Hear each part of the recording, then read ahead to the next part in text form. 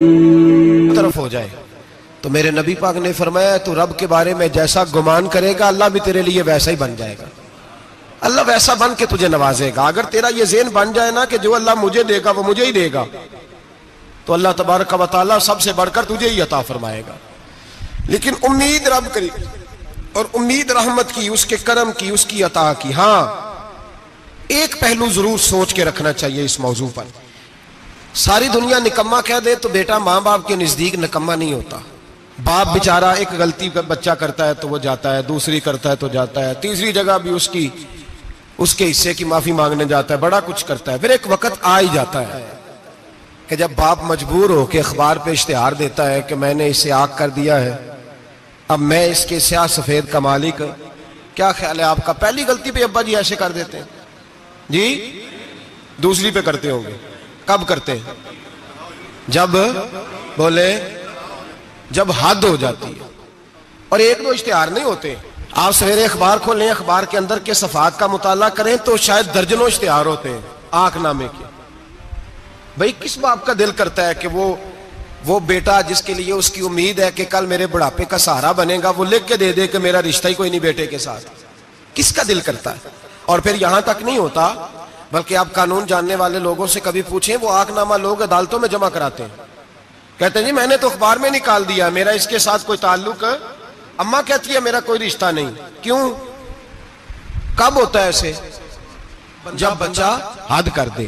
جب بچہ ایک دو تین چار غلطیوں پہ ایسا، اللہ بھی بندے کو سزا دیتا ہے، لیکن کب؟ جب بندہ باز ہی نہ آئے بندہ توبہ کرے ہی نہ، رجوع ہی نہ کرے، سوچے نہ کہ مجھے اللہ کی بارگاہ میں جانا چاہیے. ہم لوگ اپنا ایک ذہن بنا کے زندگی گزارتے ہیں، ایک ذہن بنا کے، بلکہ لوگ گناہوں کے نام بدل بدل کے وقت گزارتے ہیں. ہم اپنے نفس کا بت بنا کے سارا وقت اسی کی پوجا پہ معاذ اللہ لگا دیتے ہیں. بس یہ ٹھیک ہے، یہ ٹھیک ہے اور یہ ٹھیک ہے، چوتھی بات صحیح کوئی نہیں. اسی کے اندر ہم الجھے رہتے ہیں میرے بھائی. رحمت الہی کا غلط تصور اپناتے ہیں. او میرے بھائی، کسی بندے کی مجبوری تو معاف ہوتی ہے، لیکن اگر کوئی جان بوجھ کے زیادتی کرے تو وہ معاف، اس کی معافی. جس بچے کو پتا ہو نا استاد کو کہ اس کے واقعی گھر میں فوتگی ہو گئی تھی، استاد اسے سزا نہیں دیتا. جس کا پتا ہو کہ واقعی یہ بیمار تھا تو استاد اسے کلاس میں کھڑا نہیں کرتا. جس کا پتا ہو کہ یہ زیادتی کر رہا ہے، جان بوجھ کے کر رہا ہے، استاد اسے ڈنڈوں سے مارتا ہے اور زیادہ مارتا ہے، کہتا ہے تو نالائق ہے، تو جان بوجھ کے کرتا ہے. میرے بھائی اللہ کی رحمت ہے، ہر ایک پہ برستی ہے، لیکن ایک بندہ کھڑا ہی ہو جائے رب کے مقابلے میں، وہ نہ نماز پڑھے، نہ مسجد آئے، نہ کوئی کام کرے، نہ وہ دین کی طرف توجہ کرے، نہ وہ کبھی اللہ سے استغفار کرے، نہ وہ کبھی جائز کام کی طرف توجہ کرے، ساری زندگی حرام کٹھا کرے، ناجائز کرے، تو اب تو نے حد کر دی. تیرے پاس غضب آیا نہیں بلکہ تو نے غضب کو آواز دی ہے. تو نے اللہ کے غضب کو، بولیے، اللہ کے غضب کو، غضب ہونا اور ہوتا ہے اور غضب کو آواز دینا، بولیے، غضب کو آواز دینا، ان میں فرق ہے میرے بھائی، یاد رکھیں. ہم آواز دیتے ہیں غضب کو، غضب ہوتا نہیں. دیکھیں نبی کریم صلی اللہ علیہ وسلم، اور یہ حدیث آپ نے یاد رکھنی ہے، یہ یاد رکھنی ہے. نبی پاک صلی اللہ علیہ وسلم نے نا بہت کم لوگوں کو بیوقوف کہا ہے. ہمارے زمانے میں تو عام لفظ ہے نا بیوقوف کہنا. اللہ کے رسول صلی اللہ علیہ وسلم نے بہت کم لوگوں کو بیوقوف کہا. مسند امام احمد بن حنبل کی حدیث ہے، نبی کریم علیہ الصلوۃ والسلام نے فرمایا وہ احمق ہے، وہ بیوقوف ہے. نبی پاک فرما رہے ہیں. اور میں نے کہا کم لوگوں کو حضور بیوقوف کہتے تھے. نبی کریم علیہ الصلوۃ والسلام نے فرمایا وہ بندہ بیوقوف ہے جو سارا دن اللہ کی نافرمانی کرتا ہے اور پھر بھی رب کی رحمت کی امید کرتا ہے، تو بیوقوف ہے. صبح سے شام تک لگا ہوا ہے، میں نے نہیں اللہ ماننی، میں نے نہیں تیری ماننی، معاذ اللہ میں نے نہیں ماننی. شام ہوتی ہے تو کہتا ہے اللہ بڑا مہربان ہے، بخش دے گا. تو بیوقوف ہے، تو بیوقوف ہے. تو بتانا کیا مجبوری تھی نماز نہ پڑھنے کی؟ کس نے تجھے گن پوائنٹ پہ کہا تھا حرام کھانے کو؟ اور فلاں آدمی کی تو نے غیبت کی تو تیرا اس میں کیا فائدہ تھا؟ یہ جو تو نے صرف 10 بندوں کو ہنسانے کے لیے جھوٹا لطیفہ سنایا، اس میں تیرا کیا نفع تھا؟ تو صبح سے شام تک نافرمانی کرتا ہے، شام کو کہتا ہے اللہ کریم ہے معاف کر دے گا، اللہ مہربان ہے معاف کر دے گا. استاد مہربان ہوتا ہے کہ نہیں؟ فیل کیوں کرتا ہے امتحان میں؟ بولے استاد باپ ہوتا ہے نا، اس کا دل کرتا ہے شاگرد فیل ہو جائے، تو کیوں کرتا ہے؟ لیکن شاگرد نے زیادتی کی، اس نے پڑھا نہیں. اس نے، میں نے کہا باپ آنکھ نامہ لکھواتا ہے، مجبور ہو کے لکھواتا ہے نا. او بھائی یاد، بڑی پیاری مثال ملا رومی لکھتے ہیں، کہتے ہیں میرے گاؤں کی ایک بی بی تھی، اس بی بی نے ایک بچڑا پالا ہوا تھا۔ دیہاتوں میں نا بوڑھی مائیں بچڑے کو پیڑا دیتی تھی اور نام بھی رکھ لیتی تھی، کسی نے مٹھو نام رکھا ہوتا تھا، کسی نے کوئی نام۔ کہتے ہیں ماں نے بچڑا رکھا ہوا تھا، اماں اس کو آواز دیتی تو بچڑا دوڑا آتا، اماں اس کو پیڑا کھلاتی، بچڑا بڑا پیارا تھا، جوان ہو گیا۔ اماں اس لیے بچڑا پال رہی تھی کہ جب بچڑا بڑا ہو جائے گا تو ہل کے اندر بچے اسے لگائیں گے، کھیتی میں ہل چلائیں گے۔ بچڑا بڑا ہو گیا، اماں کے بیٹے کہنے لگے اماں لا، تو نے بڑا کھلا پلا لیا، اس سے کوئی کام لیتے ہیں۔ ہل کے آگے لگایا تو کہنے لگا میں نے تو نہیں چلنا۔ اماں کے پاس آئے، کہنے لگے یہ نہیں چلتا۔ اماں کہنے لگی چلو ٹائم دو تھوڑا، سمجھ جائے گا۔ پھر موقع دیا، پھر آئے، کہا اماں اب تو ہم نے اس کے ناک میں نکیل بھی ڈال دی ہے، لیکن اب بھی یہ ہل میں چلنے کو تیار ہے۔ ملا رومی رحمت اللہ علیہ فرماتے ہیں پھر کہا اماں سے، اماں کہنے لگی چلو تھوڑا ٹائم اور دے دو، سیانا ہو جائے گا۔ تھوڑا ٹائم اور دیا، ڈنڈے بھی مارے، لیکن وہ سیانا ہونے کو تیار ہے۔ اب اماں کے پاس آئے تو اماں مجبور ہو گئی، دل نہیں کرتا تھا، کہنے لگی جاؤ پھر کسائی کے ہاتھ بیچ ڈالو۔ وہ گیا کسائی کے پاس، اسے کاٹا گیا، اس کی کھال اتاری گئی، اس کے چھوٹے چھوٹے پیس کر کے کھا گئے لوگ۔ وہ ماں رو رہی تھی، لوگوں نے اماں سے کہا تجھے تو بڑا پیارا تھا، تو نے کٹوا کو دیا۔ تو اماں کہنے لگی پیارا تو بڑا تھا پر مانتا نہیں تھا، پیارا بڑا تھا، کاش بات مانتا، مقصد پورا کرتا تو کبھی بھی کاٹا۔ بھائی رب کریم نہیں چاہتا بندہ دوزخ میں جلے، اللہ کی رحمت نہیں چاہتی جہنم میں جلے، پر بندہ مانتا ہی نہیں، یہ تیار ہی نہیں ہوتا۔ یہ سویا ہوا ہے سویرے، یہ وہ گپے لگا رہا ہے، عصر کے وقت چوراہے پہ کھڑا ہے، نماز پڑھنے نہیں آیا۔ اس نے ساری زندگی میں درجنوں لطیفے سیکھ لیے، ہزاروں کہانیاں سیکھ گیا، قرآن پاک پڑھنا نہیں سیکھا۔ اس نے زندگی کی ہر چالاکی سیکھ لی ہے، نہیں سیکھی تو اپنے رسول کی حدیث نہیں سیکھی، نہیں سیکھا تو دین کی ضروری باتوں کو نہیں سیکھا۔ اب رب کی رحمت تو نہیں چاہتی کہ بندہ جہنم میں جائے، وہ تو مہربان ہے، لیکن رب کریم کا قانون کا تقاضا یہ ہے کہ جو احکام پورے نہیں کرے گا اسے پھر دوزخ میں ڈالا جائے گا۔ تو ہمارے بزرگ فرمایا کرتے تھے اصل بات یہ ہے کہ اللہ نہیں مسلمان کو دوزخ میں ڈالنا چاہتا، مسلمان اپنی مرضی سے چھلانگے لگا رہے ہیں، یہ خود چھلانگے لگاتا ہے، یہ باز نہیں آتا۔ آپ یقین کریں بڑی ذمہ داری کے ساتھ، بڑے خلوص کے ساتھ اور بڑی دیانتداری سے تجربے کی بات عرض کرتا ہوں، ہمارے بہت سارے گناہ ایسے ہیں جن گناہوں کا ہماری دنیا داری کو بھی کوئی فائدہ نہیں، کوئی فائدہ نہیں ہماری دنیا کو بھی اس غلطی کا۔ میری باتوں کی سمجھ آ رہی ہے آپ دوست؟ کچھ گناہ ایسے ہیں، ایک تو ہوتا ہے کہ دنیا کا کوئی فائدہ ہو، اس گناہ میں ہماری دنیا کا بھی کوئی فائدہ۔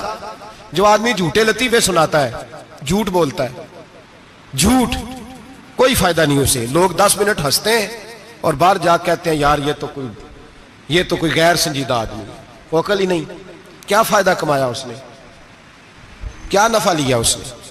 جو آدمی بڑھ بڑھ کے باتیں کرتا ہے، 2 4 5 10 آدمیوں کی غیبت کر جاتا ہے، لوگ کہتے ہیں یار بڑا چغل خور ہے، کیا کمایا اس نے زندگی میں، کچھ حاصل کر لیا اس نے۔ ہمارے بہت سارے گناہ میرے بھائی وہ ہیں جن کا ہماری دنیا کو بھی کوئی فائدہ نہیں، تو کیوں نہ ہم ان گناہوں کو چھوڑ دیں تاکہ ہمارے دین کو تو فائدہ ہو جائے، دین کو تو فائدہ ہو جائے۔ صرف زبان کے ذائقے ہیں، کچھ دیر کے لیے ہماری طبیعت کے تقاضے ہیں، 10 منٹ کی مسکراہٹ ہے جس کے لیے ہم اللہ تبارک و تعالی کا قانون توڑتے پھر جا رہا ہوں۔ میرے حبیب کریم علیہ السلام نے مسلمان کو کہا ہے کہ تیرا رب تو چاہتا ہے کہ بس تو آ جا، وہ تجھ پہ رحمت نازل کر دے گا۔ آنا تو شرط ہے کہ نہیں؟ آنا تو شرط ہے کہ نہیں؟ اچھا چلیں یہ بتائیں، جو آدمی 1 سے لے کر 31 تاریخ تک ڈیوٹی کرے اس کو تنخواہ لینے جانا پڑتا ہے کہ تنخواہ گھر آ جاتی ہے؟ بول کے بتائیں۔ پھر بھی جانا پڑتا ہے، وہ کہ میں نے ڈیوٹی پوری کی ہے، پھر بھی جانا پڑتا ہے۔ ڈیوٹی پوری کرنے کے باوجود تجھے تنخواہ لینے، اور ہو سکتا ہے کہ یہ بھی کہا جائے ابھی آئی نہیں کل آنا، ہو سکتا ہے یہ بھی کہا جائے پرسوں آنا، یہ بھی ممکن نہیں کہ فوراً او خدا کے بندے تو آتا ہی نہیں خدا کی رحمت لینے، تو اس کے گھر کی طرف رجوع ہی نہیں کرتا، تو توجہ ہی نہیں کرتا، تو کہتا اللہ مہربان ہے۔ بھائی مہربان تو ہے، تو رحمت لینے آیا ہے، تو نے کو بہانہ بنایا اس کی رحمت کا۔ اللہ کی رحمت قیمت نہیں مانگتی، بہانہ مانگتی ہے، پر بتا نا تیرا کو بہانہ ہے کہ نہیں۔ میرے نبی کریم سید عالم صلی اللہ تعالی علیہ وسلم نے فرمایا رب قیمت کا سوال اور نہیں مانگتا، یقین کریں نہیں مانگ، بندے قیمت مانگتے ہیں۔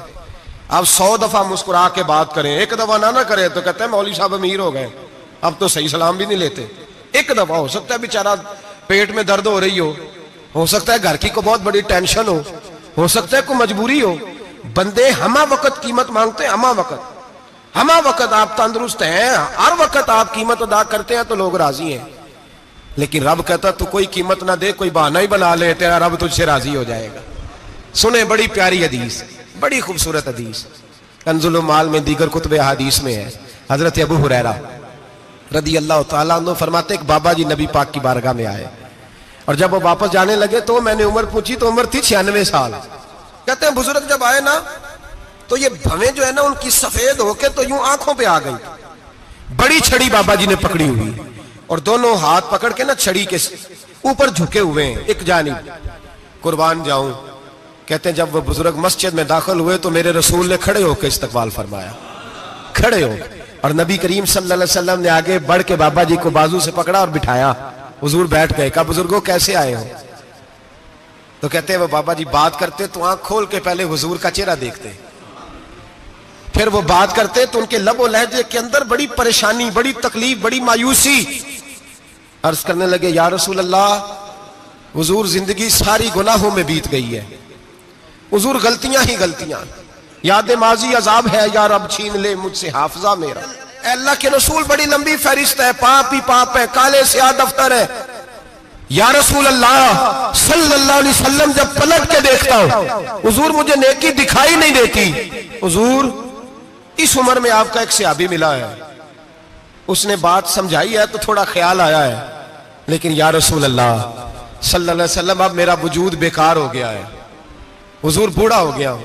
3 باتیں کہیں بزرگوں نے اور نرالی کہیں، کہنے لگے یا رسول اللہ صلی اللہ علیہ وسلم، حضور اب تو میری کمر بھی سیدھی نہیں ہوتی کہ میں نماز ہی صحیح ادا کر سکوں، بوڑھا ہو گیا ہوں۔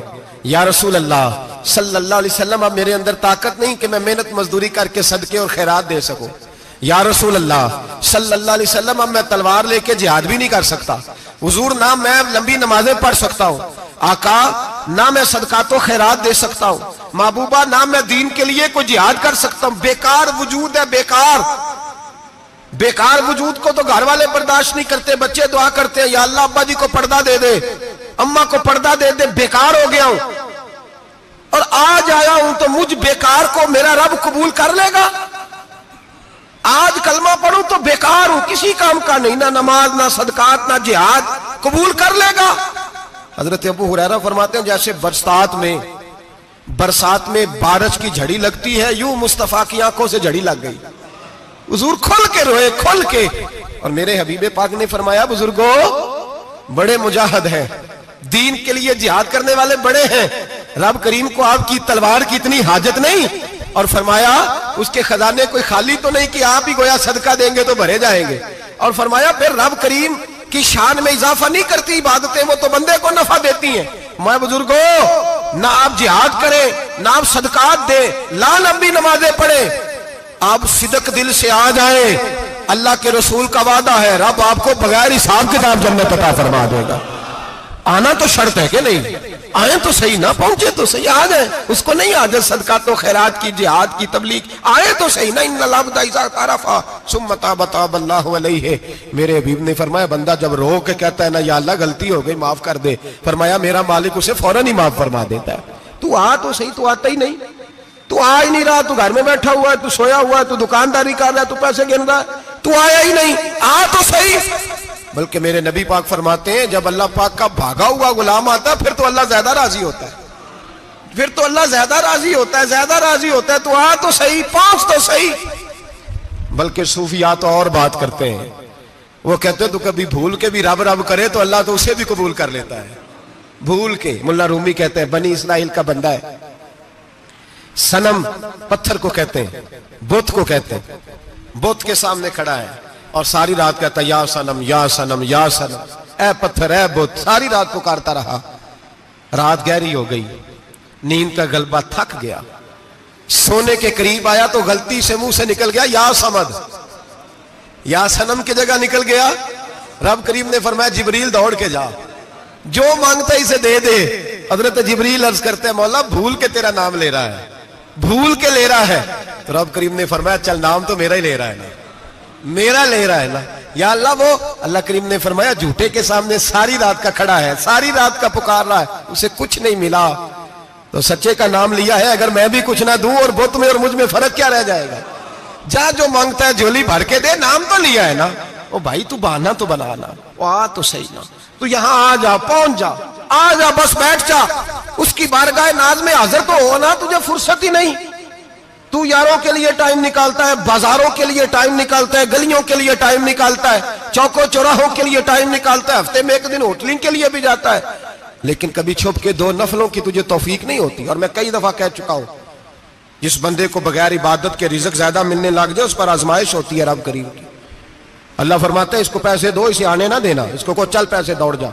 لوگ سمجھتے ہیں میں بڑا ذہین و عقل مند ہوں, دیکھو میں اپنی ہوشیاری سے, چلاکی سے آگے نکل گیا. تو آزمائش ہے, یہ تو آزمائش ہے رب کریم کی طرف سے, یہ تو اس کی خفیہ تدبیر ہے. میرے بھائی, اس کی بارگاہ ناز تک جو آ گیا, آنا تو ہماری ذمہ داری ہے کہ نہیں, پھر اس کی رحمت آگے بڑھ کے استقبال کر لیتی ہے, پھر اللہ کا فضل اس کو تھام لیتا ہے اس بندے کو. اور خدا کی رحمت کتنی زیادہ ہے. میرے حبیب کریم سید عالم صلی اللہ علیہ وسلم نے فرمایا اللہ نے اپنی رحمت کے 100 حصے کیے. حضور فرماتے ہیں ایک حصہ اللہ نے دنیا میں نازل کیا ہے. کتنا؟ ایک حصہ. فرمایا یہ جو ماں بیٹے سے پیار کرتی ہے, باپ بیٹے کے لیے مزدوری کرتا ہے, یہ جو بہن بھائی کے لیے روتی ہے, یہ جو بیوی شوہر کے لیے دعا مانگتی ہے, یہ جو بچے ماں باپ سے پیار کرتے ہیں, فرمایا یہ اس ایک رحمت کا نتیجہ ہے, ایک رحمت کا نتیجہ. تو صحابہ کہنے لگے یا رسول اللہ وہ 99 کدھر ہیں؟ نبی پاک نے فرمایا رب کریم نے سنبھالی ہوئی ہے, قیامت کے دن تمہیں عطا فرمائے گا. ابھی تو ایک نازل کی ہے, ابھی اللہ نے. ایک بزرگ تھے, ہمیں تفسیر پڑھایا کرتے تھے, تفسیر کے استاد تھے. میں نے ان سے ایک دن کہا, میں نے کہا حضرت صاحب کچھ باتوں میں نا میں اڑ جاتا ہوں, میں اپنے آپ کو اتنا لائق نہیں سمجھتا, تو کہیں کہیں نا ذہن الجھ جاتا ہے, تو کبھی الجھ جاتا ہوں. ایک سوال کئی دنوں کا ہے, اصول تفسیر کا مسئلہ ہے, تو کچھ چیزیں ایسی ہوتی ہیں بزرگ کہتے ہیں جو کتابوں سے نہیں ملتی, صرف سینوں سے ملتی ہیں. کورس تو فقط لفظ ہی سکھاتے ہیں, یہ آدمی ہے جو آدمی بناتے ہیں. میں نے کہا صاحب یہ سمجھ نہیں آئی کہ یہاں بھی صاحب وہاں بھی صاحب. کہنے لگے جی کس طرح؟ میں نے کہا جی یہاں قبر میں بھی سوالوں کے جواب اور پھر قیامت میں بھی. مجھے کہنے لگے جاؤ امام راضی کی تفسیر اٹھا کے لاؤ. میں تفسیر ان کے سامنے لا کے رکھی, تو کہنے لگے یہ سیدنا یوسف علیہ السلام کا واقعہ ذرا دیکھو تفسیر یوسف میں. اس میں ایک عجیب بات لکھی ہے. حضرت یوسف علیہ السلام کے زمانے میں قحط ہو گیا, تو جناب یوسف علیہ السلام نے, چونکہ آپ اللہ کے نبی سے پہلے سے جان گئے قحط ہوگا, تو حضرت یوسف نے گندم پہلے سٹاک کر لی تھی بہت زیادہ. باقی علاقوں میں جب قحط پڑا نا, اب سب لوگوں نے مصر کی طرف رجحان کیا گندم لینے کے لیے. تو حضرت یوسف علیہ السلام نے نا شہر کے دروازے پر بندے کھڑے کر دیے. فرمایا جو بندہ آئے نا اس سے 2 سوال پوچھنا. جو آئیں گے لوگ گندم خریدنے, جو آئے 2 سوال پوچھنا. ایک پوچھنا کہاں سے آیا ہے, اور ایک پوچھنا لے کے کیا آیا ہے. ایک پوچھنا, سمجھ آ رہی ہے بات, اور دوسرا پوچھنا کہ لے کے سونا لے کے آیا ہے, چاندی گندم خریدنی ہے تو کیا چیز لے کے آیا ہے, کہ نقد پیسے لایا ہے, یہ پوچھ لینا. جو آئے 2 باتیں پوچھنا. ایک پوچھنا کہاں سے آیا ہے, اور دوسرا پوچھنا کیا. ایک روایت میں 3 سوال بھی ہیں, لیکن فرمایا پوچھنا 2 سوال ضرور. انتظار تھا نا بھائیوں کا کنان سے آنے والوں کا. فرمانے لگے سب سے 2 سوال پوچھنا. جب کنان والے آئے نا ان سے صرف اتنا پوچھ لینا کہ وہ کہاں سے آئے ہیں. اگر پوچھے نا کنان سے آئے ہیں تو پھر یہ نہ پوچھنا کیا لے کے آئے ہیں, پھر میں جیب میں خود ٹٹول لوں گا وہ کیا لے کے آئے. باقیوں سے 2 سوال. جب میرے بھائی آئے نا, بھائی بھائیاں دے ویری ہوندے تے بھائی بھائیاں دیاں باواں, جب میرے بھائی آئے تو ان سے یہ نہیں پوچھنا کہ وہ کیا, بس یہ پوچھنا کہ کہاں سے. اتنی بات پوچھنا, باقی میں پوچھ لوں گا. آپ فرمانے لگے رب بھی فرشتوں سے کہتا ہے تم قبر میں نا میرے بندوں سے زیادہ سوال نہ کرنا, بس یہ پوچھ لینا مجھے مانتے ہیں, میرے نبی کو مانتے ہیں. قبر میں تم اتنے سوال پوچھ لینا, باقی لے کے کیا ہے وہ میں خود ہی پوچھ لوں گا. فرشتوں کے سامنے رب کریم اپنے بندے کو بے آبرو کرنا, بس تو یہ بتا دے اللہ رسول کو مانتا ہے کہ نہیں. باقی جو تیرا حساب کتاب ہے نا, اللہ فرماتے ہیں میں قیامت میں کر لوں گا, میں پوچھ لوں گا اس کا کیا علاج کرنا ہے. بس تم اتنا بتا دو مجھے مانتے ہو, میرے رسول کو, میرے بھائی, میرے نبی کریم. علیہ السلام فرماتے ہیں جو بندہ توبہ کرنے والا تھا، اللہ کی بارگاہ میں آنے والا تھا، بار بار توبہ کرتا تھا، احساس رہتا تھا، اسے احساس تھا، آیا کرتا تھا، پھر بھی غلطیاں ہو گئی، قیامت کے دن رب کریم اپنے فضل کی چادر اس پہ ڈالے گا، فضل کی چادر ڈالے گا، اور رب کریم اس سے پوچھے گا یہ گناہ کیا تھا؟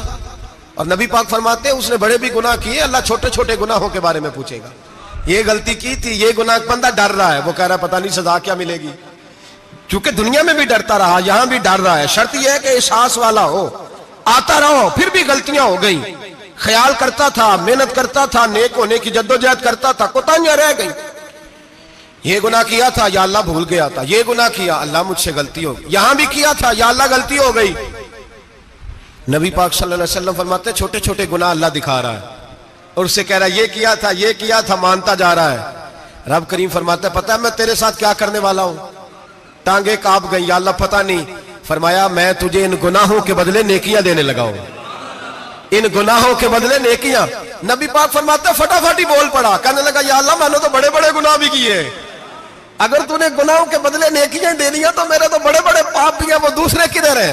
تو میرے حبیب کریم علیہ السلام فرماتے ہیں رب مسکرائے گا جو رب کی شان کے لائق ہے، اللہ فرمائے گا تیرے دل میں احساس تھا، تو آیا کرتا تھا، تو توبہ کرتا تھا، تو میری بارگاہ ناز میں آتا تھا، پتہ تیرے اوپر چادر کیوں ڈالی ہے؟ یا اللہ نہیں، فرمایا میں تجھے اپنی رحمت کی چادر میں چھپا کے جنت میں داخل کرنا چاہتا ہوں۔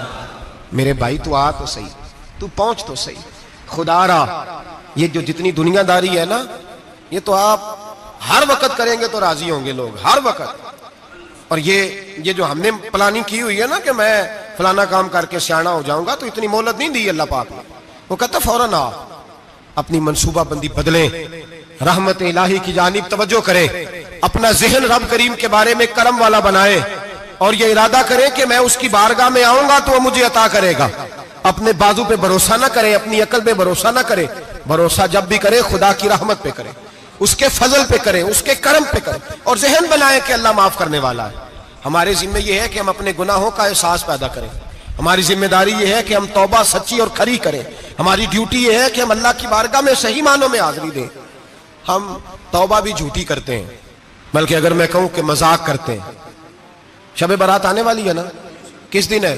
جمعرات کو شب برات آئے گی۔ کچھ لوگ تو خیر ویسے ڈٹ جاتے ہیں، کہتے ہیں ہم نہیں مانتے، وہ پکے لگے ہوئے ہیں، وہ کہتے ہیں نہیں عبادت نہیں کرنی چاہیے۔ میں نے کہا یار بس کرو، چھوڑ دو، اب اللہ کی عبادت کرنے کے لیے بھی تم سے سند لینی پڑے گی کہ مولوی صاحب اجازت دیں، نفل پڑھ لیں، اجازت لینی پڑے گی۔ اور بندے بڑے سمجھدار ہیں، وہ کوئی سیاسی بندہ دوسری پارٹی کا آ جائے تو اسے مطمئن کر لیتے ہیں، کوئی مسئلہ دوسری جماعت کا مسئلہ پوچھ لے، کہتے ہیں مولوی صاحب پوچھ کے دساں گا۔ یہ موٹی سی بات ہے، شب رات کو کیا ہوتا ہے؟ عبادت۔ کیا ہوتا ہے؟ بول کے بتائیں، یہی ہوتا ہے نا، تو اس کے لیے سرٹیفکیٹ کی ضرورت ہے جی۔ والذین یبیتون لربہم سجدا وقیاما، اللہ فرماتے ہیں میرے بندے ساری رات گزار دیتے ہیں یا قیام کرتے ہوئے یا سجدہ کرتے ہوئے، اس کے لیے سرٹیفکیٹ کی ضرورت ہے؟ بڑی جلدی مسئلہ پوچھنے آ جاتے ہیں لوگ۔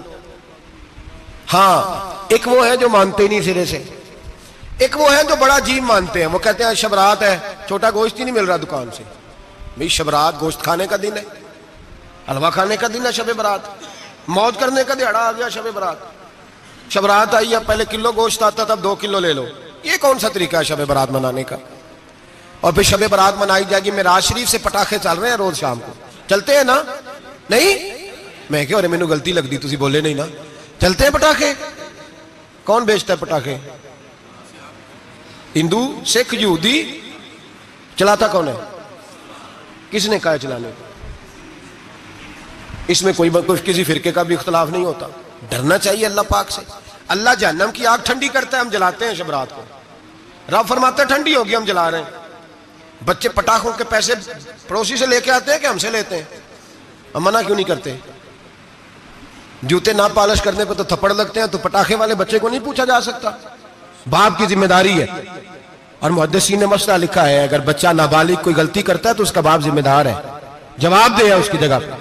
ان کو سمجھائیں، شب برات آئے گی، پھر توبہ ہوگی، ہر مسجد سے رونے کی آواز آئے گی، زور زور سے لوگ روئیں گے، تڑپیں گے، اجتماعات ہوں گے، بڑے بڑے اجتماعات ہوں گے، توبہ کریں گے لوگ، کریں گے نا انشاءاللہ تعالی، آئیں گے نا لوگ مسجدوں میں، پھر سویرے جھوٹ بند ہو جائے گا نا، اگلی صبح ملاوٹ ختم، کم تولنا ختم. یہ کیسی توبہ ہے؟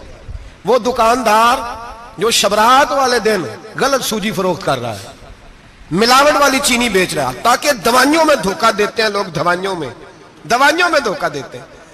ایک ڈاکٹر خود مجھے کہنے لگے, وہ میرے دوست ہیں, ہلکا پھلکا کورس کیا ہوا ہے, کہتے میرے دوست ہیں کئی سارے لوگ, تو ایک ایسا ہی ہمارے شعبے کا آدمی تھا, تو اپنے ابا جی کو وہ ڈرپ لگانے لگا, تو ابا جی کہنے لگے پتر منو اصلی لا دے تیری مہربانی, منو اصلی لا دے تیری مہربانی, لوکھا علی نہ لا دے.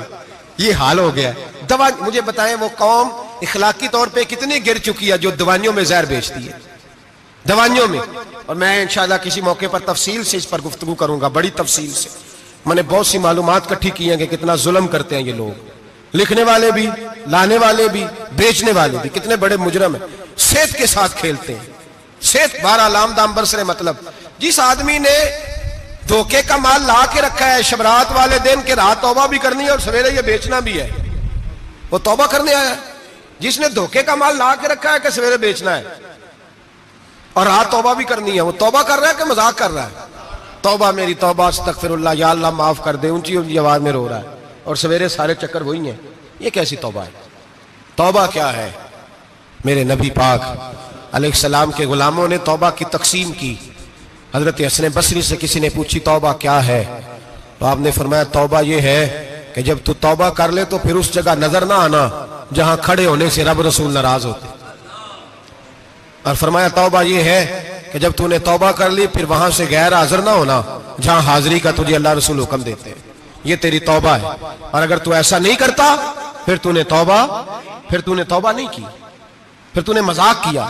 میرے بھائی رحمت الہی آواز دیتی ہے کی طرف رجوع کریں, دوڑے اور رحمت کی امید رکھ کے آئیں. یہ سمجھ لیں کہ اللہ پاک, میں ایک بات اکثر کرتا ہوں, نبوت کا دروازہ بند ہوا ہے.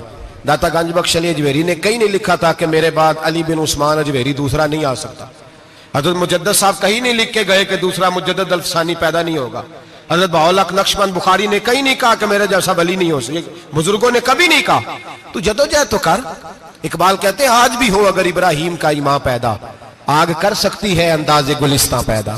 تو پروگرام تو بنا, آگے کی طرف تو سفر کر. میرے نبی کریم سید عالم صلی اللہ علیہ وسلم نے فرمایا تیرے آ جانے سے تیرا رب راضی ہو جاتا ہے. جب تو آتا ہے تو تیرا اللہ راضی ہو جاتا ہے. یہ جو ہماری مشکلات ہوتی ہے نا, جن میں ہم الجھے ہوتے ہیں, وہ جو ہمیں جادو ہو جاتا ہے, تویز کر دیتے ہیں ہمارے قریبی رشتہ دار, وہ تویز نہیں ہوتے, وہ ہمارے اعمال کی سزا ہوتی ہے, ہمارے اعمال کی سزا ہوتی ہے.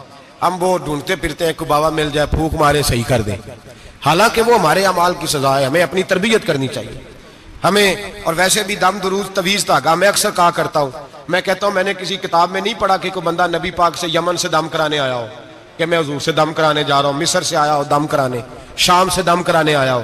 میرے نبی پاک کے پاس جو بھی آیا کرتا تھا نبی پاک کا دین سیکھنے آیا کرتا تھا.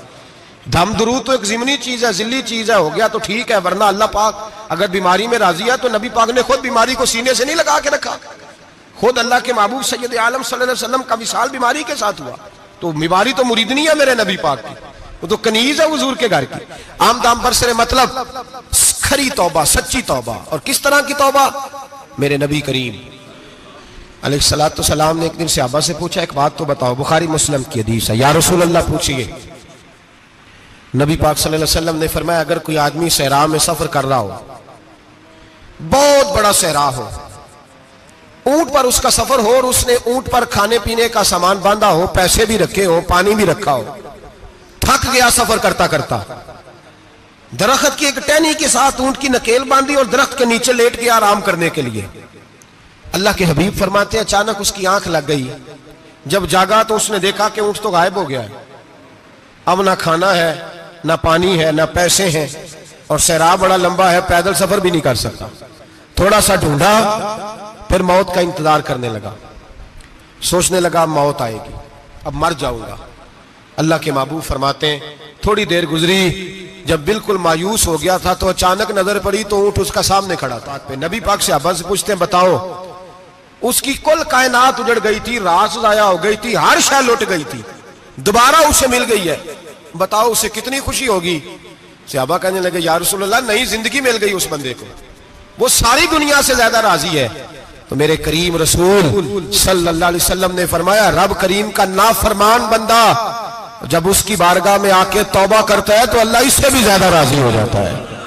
نافرمان جب آ کے کہتا ہے یا اللہ معاف کر دے آئندہ نہیں کرتا, میں اللہ تو راضی ہو جاتا ہے. اور حبیب پاک علیہ السلام فرماتے ہیں وہ اتنا کریم ہے, جب بندہ اپنے رب سے صلح کر لیتا ہے, توبہ کر لیتا ہے, تو اللہ زمین کو کہتا ہے تو بھول جا میرے بندے نے گناہ کیا ہی نہیں. آسمان سے کہتا ہے تو بھول جا میرے بندے نے گناہ کیا ہی نہیں. پھر رب کریم فرشتوں سے فرماتا ہے کہ مٹا دو جو تم نے لکھا تھا, میں نے اپنے بندے کے ساتھ صلح کر لیا.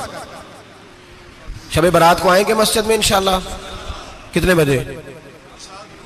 نہیں جو سوچیا ہی نہیں ہے اس پاسے تھے. عصر کے وقت مسجد آئیں شب رات. کتنے بجے جی؟ عصر کے وقت آئیں, غسل کریں, مسجد آئیں. عصر کے بعد درود شریف پڑھیں اور مغرب سے لے کر فجر تک عبادت کریں. مغرب میں شام شروع ہو جاتی ہے. ایک رات جاگ کے دیکھیں, جاگنا پڑتا ہے. مریض ہو جائے تب بھی جاگنا پڑتا ہے, دکھ لگ جائے تب بھی وہ جگا لیتا ہے. بڑے بڑے جاگتے ہیں, بڑے بڑے جاگ لیتے ہیں, وہ جگا لیتا ہے. تندرستی بھی, صحت بھی, دولت بھی, اے سی بھی, پلنگ بھی بڑا اچھا, لیکن اگر وہ نیند نہ دینا چاہے تو بندہ ساری رات ہی تڑپ کے جاگتا ہے, تڑپ کے. اور بھوکا اتنا, روٹی کا بھوکا اتنا پریشان نہیں ہوتا جتنا نیند کا بھوکا پریشان ہوتا ہے. الجھ جاتا ہے انسان, وہ جگا لیتا ہے قبل اس کے کہ وہ خود جگائے, خود بخود جاگ جائے. مغرب سے لے کر فجر تک نماز پڑھیں, ذکر کریں, درود پاک پڑھیں, محفل میں شرکت کریں. میرے رسول کریم علیہ الصلوۃ والسلام کی پیاری زوجہ ام المومنین سیدنا عائشہ صدیقہ رضی اللہ تعالیٰ عنہ کہتی ہیں حضور رمضان کے علاوہ سب سے زیادہ روزے شعبان میں رکھتے تھے, گویا پریکٹس ہوتی تھی رمضان کی. میں نے عرض کیا یا رسول اللہ صلی اللہ علیہ وسلم اتنے روزے کیوں رکھتے ہیں, ابھی رمضان تو آگے ہے. تو نبی پاک نے فرمایا عائشہ اس مہینے میں بندے کا عمل اللہ کی بارگاہ میں جاتا ہے, میں چاہتا ہوں جب میرا عمل جائے تو میں نے روزہ رکھا ہوا ہو. کثرت سے روزہ رکھیں اور میرے بھائی بدل جائیں. میرے نبی پاک نے فرمایا غنیمت جان اگر صحت ہے تو بیماری آنے سے پہلے غنیمت جان جائے چلی جائے گی. بیمار آدمی سے کچھ بھی نہیں ہوتا, غنیمت جان لے, لمحوں کو کچھ کر لے. اور اگر تیرے پاس فرصت ہے تو غنیمت جان لے مصروف ہونے سے پہلے. میرے حبیب کریم سید عالم علیہ السلام کے غلام فرماتے ہیں کہ نبی پاک صلی اللہ علیہ وسلم نے ہمیں مثال دے کے سمجھایا. مدینے میں جو قبیلہ سب سے زیادہ بکریاں پالتا تھا وہ بنو کلب کا قبیلہ تھا, اور فرماتے اتنی بکریاں تھیں کہ ان کی بکریاں ہم نے کبھی نہیں گنی تھی. نبی پاک علیہ السلام نے فرمایا جب شعبان کی 15ویں رات آتی ہے, یہ ترمذی کا لفظ ہے, فرمایا جب شعبان کی 15ویں رات آتی ہے تو بنو کلب کے قبیلے کی بکریوں کے بالوں کی تعداد کے مطابق اللہ میری امت کے افراد کی بخشش فرما دیتا ہے. اور صحابہ کہتے ہیں ہمیں لگتا یوں ہے کہ چونکہ ہم نے جو چیز سب سے زیادہ دیکھی تھی وہ بنو کلب کی بکریاں تھیں, اس لیے نبی پاک نے ہمیں سمجھانے کے لیے ان کی بات کی, ورنہ اگر ہم نے اس سے زیادہ کچھ شاید دیکھی ہوتی تو نبی پاک اس کا نام بیان فرماتے. ہمیں سمجھانے کے لیے فرمایا بنو کلب کے قبیلے کی بکریوں کے بالوں کی کسی ایک بکری کے بال بھی بندہ گن سکتا, اور حضور نے فرمایا جو سب سے زیادہ بکریاں پالتے ان کی تعداد کے مطابق حضرت عائشہ صدیقہ رضی اللہ تعالیٰ عنہ فرماتی ہیں جنت البقیع میں حضور جایا کرتے, قبرستان میں, قبرستان کے کونے میں. اللہ کے رسول کو میں نے نماز پڑھتے بھی دیکھا 15ویں رات کو, اور فرماتی ہیں حضور بقیع والوں کے لیے بخشش کی دعا بھی کرتے. قبرستان بھی جائیں شب برات کو, ان کے لیے دعا بھی کریں. اور پھر میرے بھائی شب برات کو للہیت کے ساتھ آئیں, لوٹنے کا پروگرام بنائیں, اس سے قبل کے رب کریم خود جکڑ کے لے آئے, خود بخود آئیں, اس کے کرم کی طرف توجہ کریں, اس کی رحمت کی طرف توجہ کریں. میرے رسول کریم صلی اللہ علیہ وسلم کے پاس ایک دیہاتی آئے, مولا علی شیر خدا فرماتے ہیں میں بھی حاضر تھا. کہتے کبھی کبھی سادے بندے آتے تھے پر بڑی عجیب ہی بات کر جاتے تھے. کہتے ایک دیہاتی آئے, تامت باندھی ہوئی اور سادہ رومال کندھے پہ رکھا ہوا ہے. نبی پاک کے پاس آئے اور حضور سے دل لگی کرنے لگے, حضور سے دل لگی کرنے لگے, میٹھی باتیں کہنے لگے یا رسول اللہ ایک مسئلہ پوچھنے آیا ہوں. فرمایا پوچھو. عرض کرتے ہیں حضور قیامت میں حساب کون لے گا؟ قیامت میں اب کس کو نہیں پتا کون حساب لے گا, دل لگی کی بات ہے نا, کون لے گا؟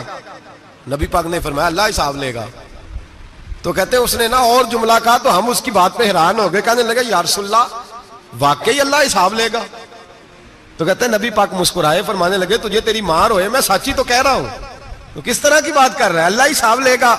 حضرت علی فرماتے ہیں اس نے رومال اٹھایا کندھے پہ رکھا, کہنے لگے یا رسول اللہ اگر رب حساب لے گا تو پھر اس نے معاف ہی کر دینا ہے. یہ کہہ کے وہ چلا گیا، یہ لفظ کہہ کے وہ چلا گیا. تو حضرت مولا علی کہتے ہیں میں نے حضور کا چہرہ دیکھا تو گلاب سے بھی زیادہ کھلا ہوا تھا. میں نے نبی پاک کا چہرہ دیکھا تو چاند سے بھی زیادہ روشن تھا. میں نے کہا حضور یہ کیا کہہ گیا ہے؟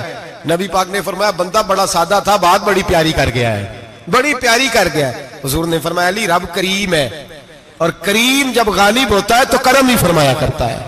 وہ کرم ہی کرتا ہے، وہ معاف ہی کرتا ہے، وہ معاف ہی کرتا ہے. اللہ معاف کرتا ہے. پر میں نے کہا کوئی معافی لینے آئے ہی نہ تو کوئی معافی لینے. ایک اور بات بھی آخر میں سمجھانی ہے آپ کو، وہ بھی سمجھ لیں. ہم جب کسی رشتہ دار کو راضی کرنے جاتے ہیں نا، ناراض ہو، تو ہمیں پتہ چل جاتا ہے کہ یہ وقت ٹپانے آیا یا راضی ہو گیا. دو قسم کے لوگ ہوتے ہیں. کہتے ہیں چلو برادری آ گئی، میں چلتا ہوں. پر کس طرح؟ ٹائم پہ ٹائم آؤں گا، 200 دے کے گھر آ جاؤں گا. اور جو راضی ہو جاتے ہیں نا، وہ 2 دن پہلے آتے ہیں، دیگوں کا بھی خیال کرتے ہیں، ملاقات کرتے ہیں، وہ کپڑے بھی نہیں بدلتے. فرق ہوتا ہے راضی ہونے میں. بات کی سمجھ آ رہی ہے آپ؟ ہم توبہ کرنے آتے ہیں اللہ کی بارگاہ میں، کیا ہمیں پتہ نہیں چلتا کہ ہم نے توبہ کیا، رب راضی ہوا ہے کہ نہیں ہوا؟ ہمارا ایمانی رشتہ تو ہے نا اپنے رب سے، روح کا تعلق تو ہے نا. تو ہمیں اندازہ ہوتا ہے کہ اللہ راضی ہو گیا کہ نہیں.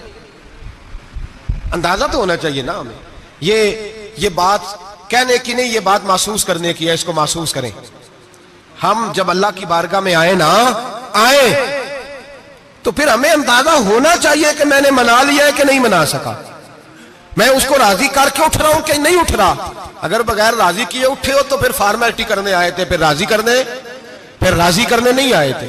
حضرت فضیل ابن عیاض رحمۃ اللہ تعالی علیہ فرماتے کہ دن میں نے سر سجدے میں رکھا اور میں نے کہا خدا بندہ آج مجھے پتا چلے گا کہ تم مجھ سے راضی ہے کہ ناراض ہے، تو پھر ہی میں اٹھوں گا. آپ فرماتے ہیں مجھے چاروں کونوں سے آواز آنے لگی کہ تیرا رب راضی ہو گیا. اور فرماتے ہیں جس جگہ میں سجدہ کر رہا تھا وہ زمین بھی بولنے لگی کہ بس کر دے، عرش کا مالک تجھ سے راضی ہو گیا ہے.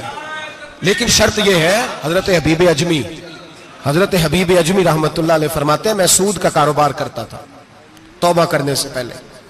کئی دفعہ میں نے توبہ کی تھی، لیکن میری اس توبہ کے اندر صداقت نہیں ہوتی تھی. میرا دل بھی گواہی دیتا تھا کہ یہ نا بہت سارے بندے کہتے ہیں آئندہ نہیں کرتا، وقت ٹپاتے ہیں. جس طرح بندوں کو دھوکہ دیتے ہیں اس طرح معاذ اللہ توبہ بھی اسی طرح کی کرتے ہیں. لیکن بعد میں دوبارہ اسی ڈگر پہ چل نکلتے ہیں جس پہ پہلے ہوتے ہیں. آپ فرماتے ہیں میں کئی دفعہ توبہ کرتا تھا تو توڑ دیتا تھا. آج میں نے توبہ کی. کس طرح کی؟ سود کا میں دھندا کرتا تھا تو میں سود کے پیسے لایا، گوشت پکنے کو دیا بیوی کو سود کے پیسوں کا. میری بیوی نے ہنڈیا چڑھائی، تھوڑی دیر گزری تو وہ سارا گوشت خون بن گیا. میری بیوی اٹھا کے لائی، کہنے لگی لے جائیے جو تو غریبوں کا خون نچوڑ کے لایا تھا نا، یہ خون بن گیا، خود بھی پی اور اولاد کو بھی پلاؤ. کہتے ہیں میں نے سچی توبہ کا فیصلہ کیا. آج پہلے میں سچی توبہ کا ارادہ نہیں کرتا، آج سچی توبہ کا فیصلہ کیا اور میں نکلا. حضرت حسن بصری کے پاس گیا، ان کی بیعت ہوا، توبہ کی. انہوں نے مجھے اعمال بتائے، کھری توبہ کی. کہتے ہیں جب توبہ کے لیے گھر سے نکلا تو چھوٹے چھوٹے بچے کھیل رہے تھے. ایک بچہ کہنے لگا پیچھے ہٹ جاؤ، بہت بڑا سودیا ہے، اس کا سایہ بھی پڑ گیا تو ہمارے اندر نحوست آ جائے گی، پیچھے ہٹ جاؤ، سود کا دھندا کرتا ہے. کہتے ہیں مجھے اور چوٹ لگی کہ یا اللہ تیری چھوٹی چھوٹی مخلوق بھی یہ سمجھتی ہے. کہتے ہیں میں توبہ کرنے گیا تو کھری توبہ کر کے آیا حضرت حسن بصری کے پاس، رو کے توبہ کی. میں وہاں سے واپس آیا تو بچے ابھی کھیل رہے تھے. کہتے ہیں وہ بچہ جو پہلے بولا تھا کہ پیچھے ہٹ جاؤ بڑا سود والا ہے، نحوست پڑ جائے گی، وہ بچہ پھر آواز دے کے کہنے لگا دوستو پیچھے ہٹ جاؤ، رب کریم کا ولی آ رہا ہے، اللہ کا بندہ آ رہا ہے. کہیں ایسا نہ ہو ہمارے پیروں سے گرد اڑے اور اس ولی کے اوپر پڑے اور اس کی توہین ہو جائے، اللہ ہم سے ناراض نہ ہو جائے ولی کی توہین کر کے. پیچھے ہٹ جاؤ. آپ فرماتے ہیں میں نے تڑپ کے آسمان کی طرف دیکھا اور میں نے کہا یا اللہ مجھے سمجھ آ گئی ہے کہ کھری توبہ کیا ہوتی ہے، سچی توبہ، اصل توبہ کیا ہوتی ہے. جھوٹ موٹ کی توبہ نہ کریں. شب برات کو آئیں اور بڑا دیانتداری کا مشورہ دیتا ہوں، دل کو سنبھال کے آئیں. اگر جھوٹ نہیں چھوڑنا، فریب نہیں چھوڑنا، ہم نے مسجد کی حاضری کی پابندی نہیں کرنی تو پھر توبہ کا لفظ پکارنا دھوکہ ہے، پھر یہ دھوکہ ہے، پھر یہ مذاق ہے. پھر مذاق نہ کریں. آنا ہے تو کھری توبہ کے ارادے سے آئیں، کھل کے آئیں. انشاءاللہ ہر سال ہم بھی ساری رات یہاں بیٹھتے ہیں. آپ سے بھی گزارش کریں گے کہ چھٹی نہ کریں، وقت پہ آئیں، مغرب میں آئیں، نوافل ادا کریں، عشاء کے بعد نوافل پڑھیں. محفل کرنے کا مقصد یہ ہوتا ہے کہ تلاوت سے دل نرم ہوتا ہے، نعت سے دل نرم ہوتا ہے، تقریر سے انسان کی سوچ بدلتی ہے، توبہ کی طرف جاتی ہے۔ یہ سارے کام کر کے جب بندہ استغفار کرتا ہے، توبہ کرتا ہے، تو اس کے لیے آسان ہو جاتا ہے، ذہن بن جاتا ہے۔ اس لیے واز بھی ہوگا، ذکر بھی ہوگا، دعا بھی ہوگی۔ وقت کو ضائع نہ کریں، رمضان قریب آنے والا ہے۔ بزرگ کہتے ہیں اگر شب برات پہ سچی توبہ کر لو گے تو پھر رمضان میں جو نیکیاں کرو گے وہ تمہارے پاس سٹاک بن جائے گا، وہ تمہارے پاس خزانہ اکٹھا ہو جائے گا۔ توبہ ابھی سے کر لو، معاملات ابھی سے سمیٹ لو، تاکہ جب رمضان آئے تو پھر نیکیاں خزانہ بن کے جمع ہو۔ ہمیشہ مدحت خیر الانام میں گزرے، دعا ہے یہ عمر درود و سلام میں گزرے۔ آخر دعوا میرے رسول پاک سید عالم صلی اللہ علیہ وسلم نے میدان عرفات میں کھڑے ہو کر جب خطبہ دیا، اس خطبے میں بھی نبی پاک نے معیار عزت قائم فرمایا۔ ہم اپنے اپنے معیار بنائے بیٹھے ہیں، میری برادری بڑی تو میں عزت والا ہوں، میرا قبیلہ بڑا تو میں عزت والا ہوں، اس شہر میں میرے لوگ بڑے تو میں عزت والا ہوں۔ رسول پاک نے صلی اللہ علیہ وسلم نے میدان عرفات میں کھڑے ہو کے صحابہ کے 1,44,000 کے مجمع کو خطاب کیا، اور ان لوگوں کو خطاب کیا جن کے بارے میں فرمایا صحابی کن نجوم، یہ سارے میرے سامنے ستارے کھڑے ہوئے ہیں۔ ستاروں کو بات دی اور یہ بھی فرمایا بلغوا عنی ولو آیا، اب یہ باتیں لے کے دنیا میں نکل جانا، لوگوں کو بتلانا۔ حضور کیا فرمایا؟ کسی عربی کو عجمی پر کوئی فضیلت نہیں، گورے کو کالے پر، بولیے بولیے، گورے کو کالے پر، بڑے کو چھوٹے پر، چھوٹے کو بڑے پر کوئی فضیلت۔ تو حضور فضیلت کس کی ہے؟ فرمایا ان اکرمکم عند اللہ اتقاکم، فرمایا تم سے جو زیادہ پرہیزگار ہوگا رب رسول کی نظر میں زیادہ عزت والا ہوگا۔ یہ دیکھو کہ تم میں سے گناہوں سے زیادہ کون بچتا ہے۔ تو معیار تقوی کو قرار دیا میرے نبی پاک صلی اللہ علیہ وسلم۔ ہم لوگوں کے پاس عزت ڈھونڈتے ہیں، لوگوں کے پاس، میں نے کہا بھائی پانی صحراؤں سے نہیں ملتا، دریاؤں سے ملتا ہے۔ عزت دنیا داروں سے نہیں ملتی، عزت خدا رسول سے ملتی ہے۔ دنیا داروں کے پاس لوگ معاذ اللہ تعالیٰ ایسے ایسے کام کرتے ہیں، ایسے ایسے کام عزت پانے کے لیے، ایسے ایسے غلط کام کرتے ہیں، غلط لوگ ناجائز حربے استعمال کرتے ہیں بڑا بننے کے لیے۔ لیکن عزت بڑا وہی بنے گا جسے خدا بڑا بنائے گا، عزت وہی بنے اسی کو ملے گی جو تقوی کا راستہ اختیار کرے گا۔ اگر غلط راہیں اختیار کر کے لوگ عزت پا سکتے، آج لوگوں نے ناجائز پیسہ اکٹھا کیا، بڑی بڑی بلڈنگوں میں بیٹھ گئے تو پھر عزت مل گئی ہے؟ اس پیسے نے رسوا کر دیا، وہ پیسہ رسوا کر رہا ہے، وہ بڑی بڑی جاگیریں، وہ محلات وہ رسوا کر رہے ہیں۔ میرے بھائی عزت وہاں نہیں۔ ایک بادشاہ گزرا ہے ایران کا، بہت بڑا رئیس تھا۔ ایک اور دوسرے بادشاہ نے، اس کا نام مکران شاہ تھا، اس نے اس بادشاہ سے جنگ کی۔ جب ایران کے اس بادشاہ سے جنگ کرنے کے لیے پہنچا نا، تو یہ جو مکران شاہ اس زمانے میں نوجوان تھے تو حسین و جمیل بڑے تھے، بڑے خوبصورت تھے، اور بادشاہ بھی تھے۔ اب جس بادشاہ سے جنگ کرنے گئے وہ کمزور پڑ گیا، بوڑھا آدمی تھا، اس کی فوجیں کچھ بھاگ گئیں۔ اب اس نے نا جان چھڑائی، بہت بڑا قلعہ تھا، قلعے ہوتے تھے، چھوٹی اینٹ کی دیوار بنتی تھی بڑی اونچی، اور آپ نے دیکھے ہوں گے لکڑی کے دروازے ہوتے تھے بڑے بڑے۔ وہ قلعے کے اندر بند ہو گیا بادشاہ۔ اب وہ خفیہ اس نے جگہ رکھی ہوئی تھی، بادشاہوں نے بنایا ہوتا تھا کہ جب ہم نے بھاگنا ہے، اگر بھاگنا پڑا تو چھپنا کہاں ہے، وہ پہلے سے ہی رستہ تیار کر کے رکھتے تھے۔ اس نے وہ قلعہ بنایا ہوا تو چھپنے کے لیے چھپ گیا۔ اب مکران شاہ کہتا ہے کہ میں نے سخت جدوجہد کی، سخت، کہ کوئی رستہ مل جائے اندر جانے کا، یہ باہر نکلے، لیکن وہ کوئی رستہ ہی نہ ملا۔ اس بادشاہ کی شہزادی چھت پہ چڑھی، مکران شاہ حسین و جمیل خوبصورت نوجوان اور شہزادہ، نظر پڑی تو عورت تھی، مائل ہو گئی۔ اس نے پیغام دیا، رکا لکھ کے بھیجا، کہنے لگی اگر تو میرے ساتھ شادی کا وعدہ کرے تو میں تجھے خفیہ رستہ بتا دوں گی اندر آنے کا، اس لیے کہ باپ تو میرا اب کمزور ہو ہی گیا ہے، اور پھر تو نوجوان ہے اور تیری خوبصورتی اور تیرے جاہو جلال نے مجھے مائل کر لیا ہے۔ میں اگر تو وعدہ کرتا ہے شادی کا تو میں تجھے رستہ بتاتی ہوں۔ بادشاہ کو تدبیر کی ضرورت تھی، اس نے کہا میں تیار ہوں، تو رستہ بتاؤ۔ اس نے رستہ خفیہ بتایا۔ وہ مکران شاہ کہتے ہیں میں وہاں سے اندر گھسا، بادشاہ کو پکڑا، اس کے باپ کو قتل کیا، اس کے علاقے پہ قبضہ کیا، اس عورت کو لیا، آ گیا، شادی کر لی۔ ایک رات بستر پہ لیٹے تھے، اٹھ کے بیٹھ گئی شہزادی، کہنے لگی بستر پہ کچھ چیز ہے۔ اس نے کہا کچھ بھی نہیں، میں نے خود دیکھ کر بچھایا۔ کہا نہیں کچھ ہے۔ کہا کچھ نہیں، میں نے دیکھ کے بچھایا ہے، عزت ڈھونڈنے نکلی ہے، باپ تو میرا کمزور ہو گیا، تو میں کوئی بڑی جگہ دیکھوں، ملت کے جوان بھی کہتے ہیں بڑی جگہ شادی کروں، بچیاں بھی کہتی ہیں بڑی جگہ ملنی چاہیے۔ غریب آدمی عزت کرتا ہے، کمزور آدمی عزت کرتا ہے. جو بہو زیادہ جہیز لے کے آتی ہے وہ روٹی پکا کے نہیں دیتی، یاد رکھنا. جو کسی غریب گھر سے آتی ہے وہ جھک کے سلام کرتی ہے، اسے عزتوں کا پاس ہوتا ہے. میں سب امیروں کو برا نہیں کہتا، اللہ ماشاءاللہ اچھے اچھے لوگ بھی، لیکن یاد رکھنا لوگ سیڑھی لے کے، مرد عورت کی دولت کی سیڑھی پر اوپر جانا چاہتا ہے، عورت مرد کی. انجام کیا ہے؟ لیٹے ہوا ہے بادشاہ بستر پر، بیوی کہنے لگی کچھ ہے، کہنے لگا میں نے جھاڑ کے دیکھا کوئی شے نہیں. لگا ہے کوئی چیز؟ عورت تب سر پٹائی، کہنے لگی دیکھو تو صحیح. اس نے اوپر سے چادر جو اٹھائی، بیڈ شیٹ جو اتاری، تو نیچے سے ایک دھاگا نکلا. ہاتھ پھیرتے تھے تو نظر نہیں، دھاگا نکلا. کہنے لگا تو اتنی نازک مزاج ہے، ایک دھاگا نہیں برداشت ہوا. تو کہنے لگی میرا باپ مجھ سے بڑا پیار کرتا تھا، بڑی محبت کرتا تھا. 4 کنیزائیں تھیں. وہ کہتا تھا میری بیٹی جب بستر پہ سوئے تو چادر میں بال نہیں ہونا چاہیے، اسے تکلیف ہوتی ہے. بڑا پیار کرتا تھا، محبت کرتا تھا. تو میرا بستر وہ بڑا کھینچ کھینچ کے بچھایا کرتی تھی. اس لیے تو میں نے جب باپ کمزور ہوا تو میں نے کہا میں بغیر دولت اور ثروت اور حکومت کے رہ نہیں سکتی، تو میں تبھی تو تیرے پاس آ گئی. بادشاہ نے کہا اٹھ ذرا میرے بستر سے، باہر آ. جب باہر اس کو لایا تو غلام سے کہنے لگا اس کے بال گھوڑے کے ساتھ باندھ لو اور اس کو کھینچو، اتنا کھینچو کہ سارے شہر میں گھماؤ رات کے وقت، اور جب مر جائے ہڈیاں ٹوٹ جائیں تو مجھے خبر دینا. شہزادی پلٹ کے آئی، کہنے لگی میری غلطی کیا ہے؟ کہنے لگا مجھے تو آج سمجھ آئی ہے، تو عزت ڈھونڈنے نکلی ہے. جو باپ 4 کنیزیں تیرے سرانے کھڑے کرتا تھا، جب تو اس کی وفادار نہیں نکلی تو میری کیسے وفادار بنے گی؟ میری کیسے وفادار بنے گی؟ کوئی بول اب لڑانا بول بیٹھی ہوں دے خسم ناراض بڑ بولیاں دے، کہاں سر کھائے بل بل ٹھنڈ پائے.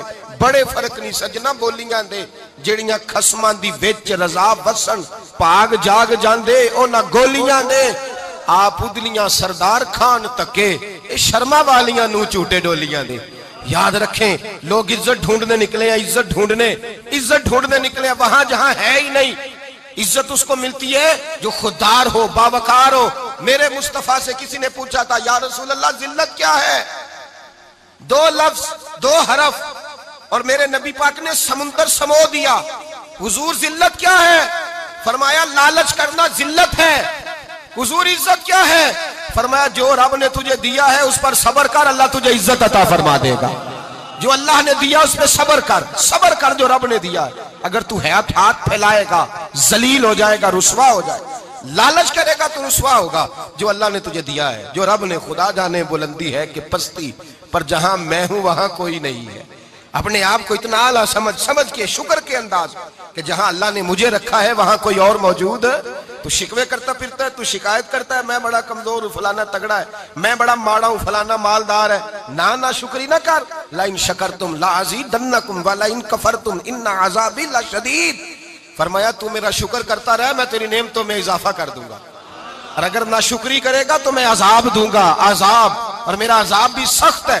میرے بھائی عزت لالچ میں ہے، ذلت لالچ میں ہے، عزت قناعت میں. اپنے جو اللہ نے دیا ہے اس پہ صبر کریں، حوصلہ کریں. اپنے گھر کو گھر نہ سمجھا کریں، اسے محل سمجھا کریں. اپنی کٹیا کو محل جانے بچ جائیں گے. میں کبھی کبھی اپنے دوستوں سے کہتا ہوں بڑی خوش قسمت زندگی گزاری ہے، بڑی خوش قسمت زندگی، بڑی خوش قسمت. یہ میرے حضرت فرماتے یہ جملے کہا کرو رب کریم نے جو والدین میرے لیے پسند کیے وہ مجھے عطا فرمائے. جو بہن بھائی ہم نے تو بعد میں چہرے دیکھے ہیں تو حالات بدل گئے. آج پتہ چلا ہے دیہاتی لوگ تو ولی ہوتے ہیں، اللہ سے زیادہ ڈرتے ہیں. یہ تو سادے لوگ ہوتے ہیں نا دیہاتوں کے. کوئی خیرات لینے والا دروازے پہ آتا تو میں مدرسے کا طالب علم تھا، میری اماں کہتی جا دے آ، تو میں کہتا اماں یہ تو ڈھونگ رچائے آیا ہے، اس کو دینا ہی نہیں چاہیے. تو اماں کہتی بیٹے اتنا ہی کافی نہیں کہ ہمارے دروازے پہ آ گیا ہے. آج سمجھ آتی ہے، آج خیال آتا ہے کہ وہ سادے لوگ ضرور تھے، وہ کتابیں پڑھے ہوئے نہیں تھے، لیکن جو درس محبت انہوں نے پڑھا تھا وہ کم ملتا ہے، وہ تھوڑا ملتا ہے. ناز کیا کرے ناز. آج کسی کو کوئی پینڈو کہہ دے تو اس کا سر جھک جاتا ہے. او خدا کے بندے، پینڈو ہونا تو اتنی بڑی نعمت ہے کہ میرے رسول پاک پیدا شہر میں ہوئے، پرورش جا کے گاؤں میں پائی. جناب عبد المطلب کہنے لگے میں اپنے پوتے کو گاؤں میں بھیجوں گا، ہوا بھی تازہ ہے، زبان بھی خالص ہے، بندے بھی خالص ہے. حلیمہ سعدیہ جیسی سادی بی بی اس کے ہاں پرورش پائی. سر اٹھا کے دیا کرو، سر اٹھا کے. عزت نہ ڈھونڈا کرو، وہاں وہ کیا عزت ہوئی، پڑوسی کو نہیں پتا پڑوسی کہاں رہتا ہے، پڑوسی کو نہیں پتا۔ اور ہم نے تو وہ بستیاں دیکھی ہیں، وہ نور بھرے شہر دیکھے ہیں کہ کسی غریب کی بیٹی کا بیاہ ہوا ہے اور اس کا داماد آیا ہے گلی میں، تو چودھری صاحب گھوڑے سے اتر گئے ہیں اور داماد کو گھوڑے پہ بٹھا کے کہا ہے یہ صرف فلاں کا داماد نہیں، یہ ساڑھے پنڈ دا جوائی ہے، یہ ہمارے گاؤں، یہ عزت ہے، یہ وقار ہے۔ اپنی مٹی پہ چلنے کا سلیقہ سیکھو، کسی کے سنگ مرمر پہ چلو گے تو پھسل جاؤ گے۔ اپنی دنیا آپ پیدا کر اگر زندوں میں ہے، عزت وہ ہے جو اللہ عطا فرمائے۔ تو ہم لوگ عزت ڈھونڈنے وہاں نکلے ہیں جہاں ہے ہی نہیں، جہاں عزت ہے ہی نہیں۔ میرے بھائی یاد رکھیں، اور سنجیدگی میں عزت ہے، یاد رکھیں۔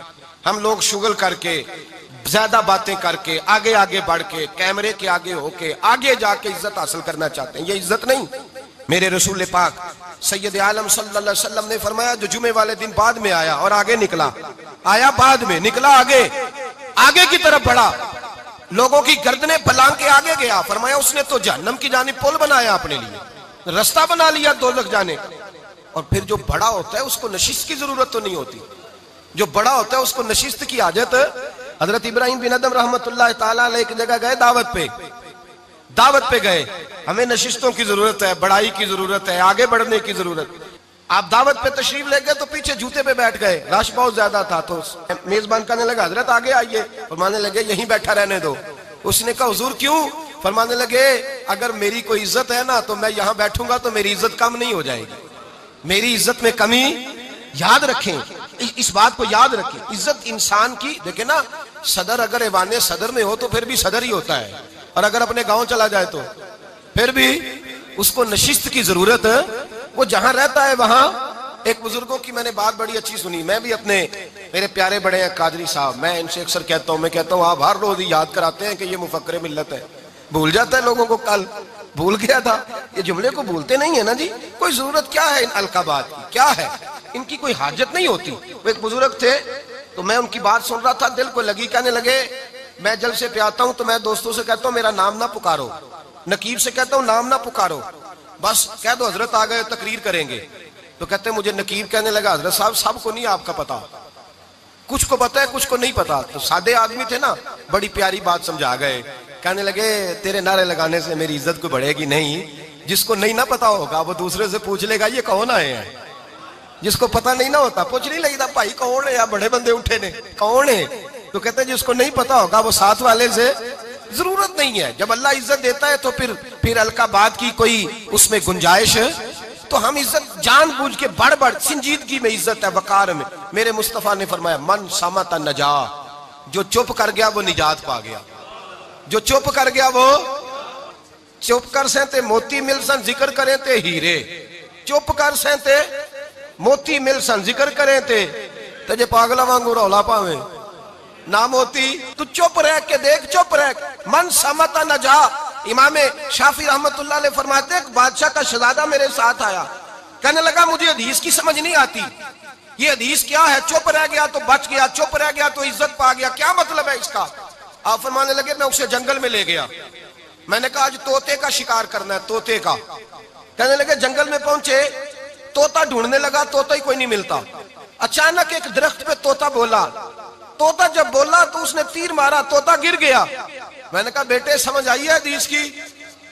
کہنے لگا حضور کیا مطلب؟ فرمانے لگے طوطا بھی سبز تھا، پتے بھی سبز تھے، اگر بولتا نہ تو مرتا نہ، اگر بولتا نہ تو یہ بولا ہے تو اس لیے مارا گیا ہے۔ میرے مصطفیٰ نے فرمایا چپ رہے گا تو بچ جائے گا، چپ رہے گا تو وقار پائے گا۔ شور کرتے آگے بڑھتے اس کا نقصان ہوتا ہے۔ عزت سنجیدگی میں، خاموشی میں۔ ہم لوگ تکبر میں عزت تلاش کرتے ہیں، غرور میں، میرے سامنے بولتا کوئی نہیں۔ اور سنو بھائی یاد رکھنا، عزت اس کی نہیں ہوتی جس کے سامنے ڈرتا ہوا بات کوئی نہیں کرتا، عزت اس کی ہوتی ہے کہ ہر غریب آدمی جس کے دروازے پہ جا کے بیٹھ جائے اور کہے یار یہ سب کی سنتا ہے میرا بھی دکھڑا سن لے گا، اس کی عزت ہے۔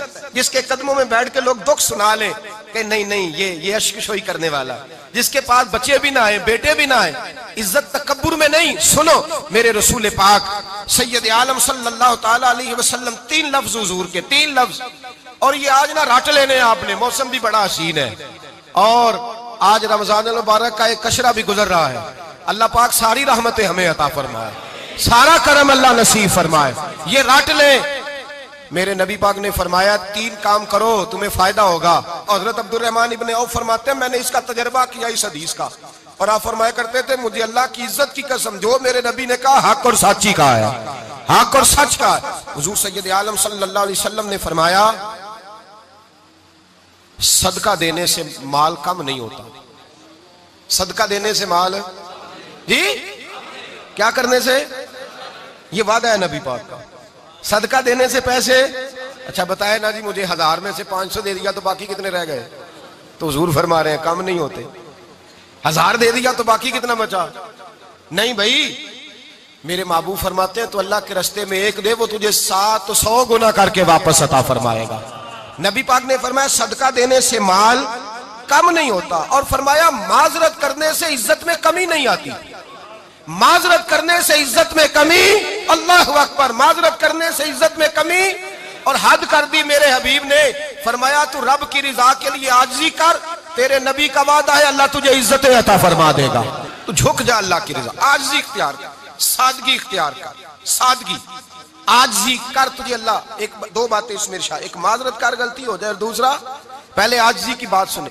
حضرت عمر بن عبدالعزیز بادشاہ تھے، سوئے ہوئے تھے، غلام بھی پاس آرام کر رہا تھا، مہمان بھی آئے تھے، غلام کی ڈیوٹی تھی ہر وقت حضرت کے پاس رہنا، اب سوئے ہوئے دیر ہو گئی، غلام بیچارہ تھوڑا تھوڑا اونگ آتے آتے سو گیا، حضرت چراغ روشن تھا کچھ لکھ رہے تھے، مہمان بیٹھا تھا خادم سو گیا، اب چراغ نہ آہستہ آہستہ گل ہو گیا، بجھ گیا، حضرت اٹھے، بوڑھے آدمی تھے، چراغ صحیح کرنے، مہمان کہنے لگے حضور میں نہ کر دوں، میں نہ کر دوں، کہنے لگے نہیں تم مہمان ہو، مہمان سے خدمت نہیں لی جاتی، تو اس نے کہا غلام کو جگائیے، فرمانے لگے ابھی تو بیچارہ سویا ہے اور نیند سے بیدار کر دوں، خود گئے، اس میں تیل دوبارہ ڈالا، بتی ٹھیک کی، جلائی، واپس آ گئے، وہ مہمان اب بادشاہ کا مہمان بھی تو کوئی بادشاہ ہی ہوگا نا، کہنے لگا حضور آپ اپنے کام خود کرتے ہیں، کیا لفظ ہے، کیا حسن ہے، اور 2 جملوں میں کیا تاثیر ہے۔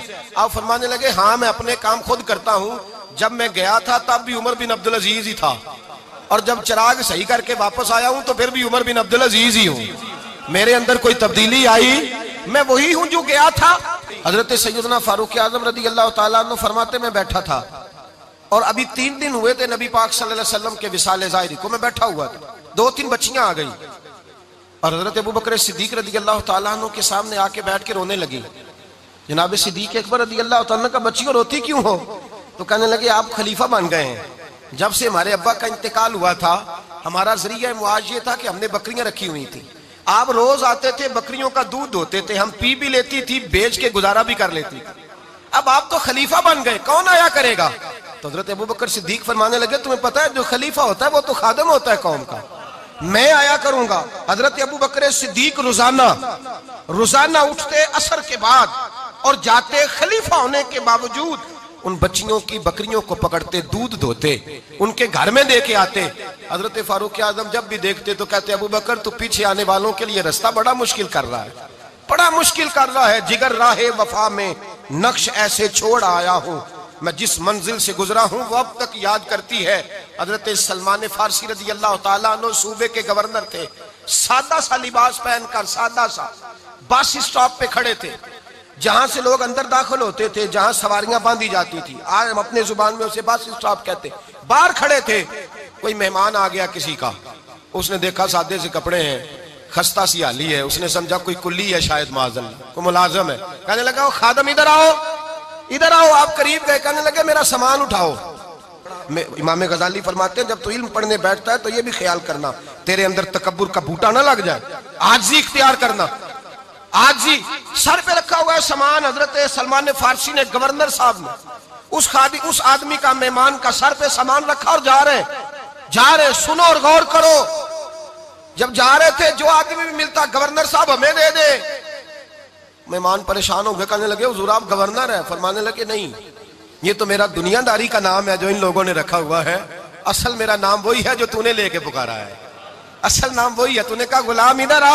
آپ فرمانے لگے پہلے میں ایک یہودی کا غلام تھا، پھر رب تعالیٰ نے فضل کیا تو میں محمد عربی کا غلام ہو گیا، رسول اللہ کا غلام ہوں، اور جب میں نبی پاک کا غلام ہوا ہوں تو اس سارے صوبے کا امام ہو گیا ہوں۔ تو اصل تو میں غلام ہی ہوا نا. دوسرا میرے نبی پاک صلی اللہ علیہ وسلم نے ایک تو عاجزی سے عزت ملتی ہے. تکبر سے عزت, وہ جو بندہ جھچکتا ہے نا تیرے نیڑے جانے سے, تو کہتا ہے میری بڑی عزت کرتا ہے, وہ عزت نہیں کرتا. شیر کی عزت ہوتی ہے کہ خوف ہوتا ہے؟ بولے نا تو نہیں نا ڈر لگتا ہوتی کو. شیر کا کیا ہوتا ہے؟ خوف. اس کی عزت نہیں ہوتی. تو درندہ ہے, درندوں کی بھی کبھی عزت ہوتی ہے. تو جو آدمی ڈنڈے کے زور پر لٹکا کے ڈنڈا اور وہ لوگوں سے عزت کرا رہا, تو بھائی یہ تیری عزت نہیں, یہ تیرا خوف ہے. عزت عاجزی میں ہے, انکساری میں ہے. اور دوسرا میرے نبی پاک صلی اللہ علیہ وسلم نے فرمایا عزت معاف کرنے میں ہے. عزت کس چیز میں ہے؟ بدلہ لینے میں عزت. یہ حقائق ہے. عزت بدلہ لینے, جس نے ایک تھپڑ کے جواب میں 2 مارے وہ باعزت نہیں. بلکہ مسند امام احمد بن حنبل پڑھی, حضرت موسیٰ علیہ السلام کوہ طور پہ کھڑے, میرے رسول پاک علیہ السلام فرماتے ہیں جناب موسیٰ علیہ السلام نے اللہ کی بارگاہ میں عرض کیا, اے اللہ ساری دنیا کہتی ہے ہم عزت والے ہیں, ہم عزت والے, من اعز عبادہ کا یا اللہ, اے اللہ تو بتا تیرے بندوں میں عزت والا کون ہے؟ تو حضرت موسیٰ کہتے ہیں رب کریم نے فرمایا اذا قادر غفارا, جس کے پاس بدلہ لینے کی طاقت ہو پھر بھی معاف کر دے وہ بڑی عزت والا ہوا کرتا ہے. جو اینٹ کے جواب میں پتھر مار سکتا ہو, جو گولی کے جواب کے اندر 15 گولیاں مار سکتا ہو, لیکن معاف کر دے وہ بڑی عزت والا ہے. عزت والا ہے جو معاف کرے. حضرت فخر جہاں دہلوی بہت بڑے درویش تھے, سلسلہ عالیہ چشتیہ کا بہت بڑا نام, اور اس صوفی کے آپ حالات پڑھیں تو رب کریم نے بڑا ہی نوازا ہوا تھا. دلی کی جامع مسجد کے خطیب, اور ان کی کرامت یہ تھی کہ جو آدمی آ کے سامنے کھڑا ہوتا تھا نا اسے بتانا نہیں پڑتا تھا کہ میرے دل میں کیا ہے, بتانا نہیں پڑتا تھا. سامنے آ کے کھڑا ہوتا تھا تو حضرت ہاتھ اٹھاتے تھے, کہتے تھے اللہ یہ بے اولاد ہے اسے اولاد عطا کر دے. دوسرا آ کے کھڑا ہوا, خوشی نہیں ہو رہی آپ کو؟ دوسرا آدمی کھڑا ہوا, دوسرا آدمی, اس نے آ کے کہا دعا کے لیے سامنے کھڑا ہوا, تو حضرت کہنے لگے اے اللہ بیمار ہے. وہ کہتا میرے دل میں بات تھی مجھے بتانی نہیں پڑی. اتقوا فراست المومن فانہ ینظر بنور اللہ, نبی پاک نے فرمایا مومن کی فراست قلبی سے ڈرا کرو, وہ تو اللہ کے نور سے دیکھتا ہے. نور الہی سے میں بیمار ہوں, کہنا نہیں پڑا, حضرت نے دعا کر دی. اب جب اجتماع زیادہ ہو گیا, لوگ بڑھ گئے, دلی کی جامع مسجد کے باہر بھی صفیں بچھنے لگی, تو بادشاہ کو ٹینشن ہو گئی کہ یہ مولوی میرے لیے مسئلہ ہی نہ بنا دے کل کو. اس نے ایک سازش رچی, ایک طوائف تھی, اس طوائف کو کچھ پیسے دیے, کہنے لگے ایکٹنگ کرنی ہے, کہنے لگی فکر نہ کریں. جمعے کا دن تھا, ہزاروں کا مجمع حضرت کے پیچھے جمعہ پڑھنے آیا. حضرت جمعے کی نماز پڑھا کے سیڑھیاں اتر رہے تھے, سائلین کا رش تھا, ادھر بھی لوگ تھے ادھر بھی لوگ. حضرت جا رہے, حضرت نیچے اتر رہے سیڑھیوں سے, دائیں بائیں لوگ ہیں. وہ بی بی آگے بڑھی اور اس طرح اس نے گفتگو شروع کی جیسے بڑا پرانا جاننے والی ہے. پتہ کیا لفظ ادا کرتی ہے؟ السلام علیکم. وعلیکم. کیسی طبیعت ہے؟ رات تو پھر آپ آ گئے, ملاقات ہی نہیں ہو سکی. وہ معاف کیجئے گا اس وقت اس لیے آئی ہوں کہ آپ رات کو مجھے کھوٹے سکے دے گئے تھے, کھوٹے سکے, تو میں بازار گئی ہوں تو دکاندار نے لیے نہیں, تو یہ کھوٹے سکے. وہ جو دائیں بائیں لوگ تھے نا مد و جزر ہونے لگا, جو پیار میں کچے تھے وہ تڑپنے لگے کہ ہمارا پیر رات کو کہاں ہوتا ہے.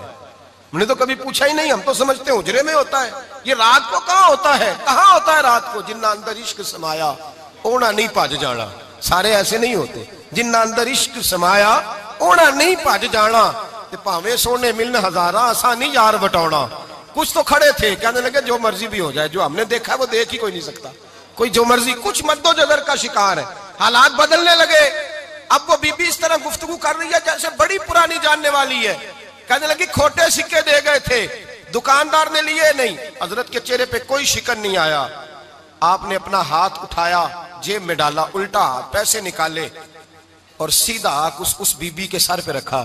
کہنے لگے بیٹی فکر والی بات کوئی نہیں, تم مجھ سے اصلی سکے لے جا, جا اصلی سکے لے جا, تیرا کام ہو جائے, اور فکر نہ کرنا, پھر بھی ضرورت پڑے نا تو آ جانا, میں اصلی سکے دے دوں گا.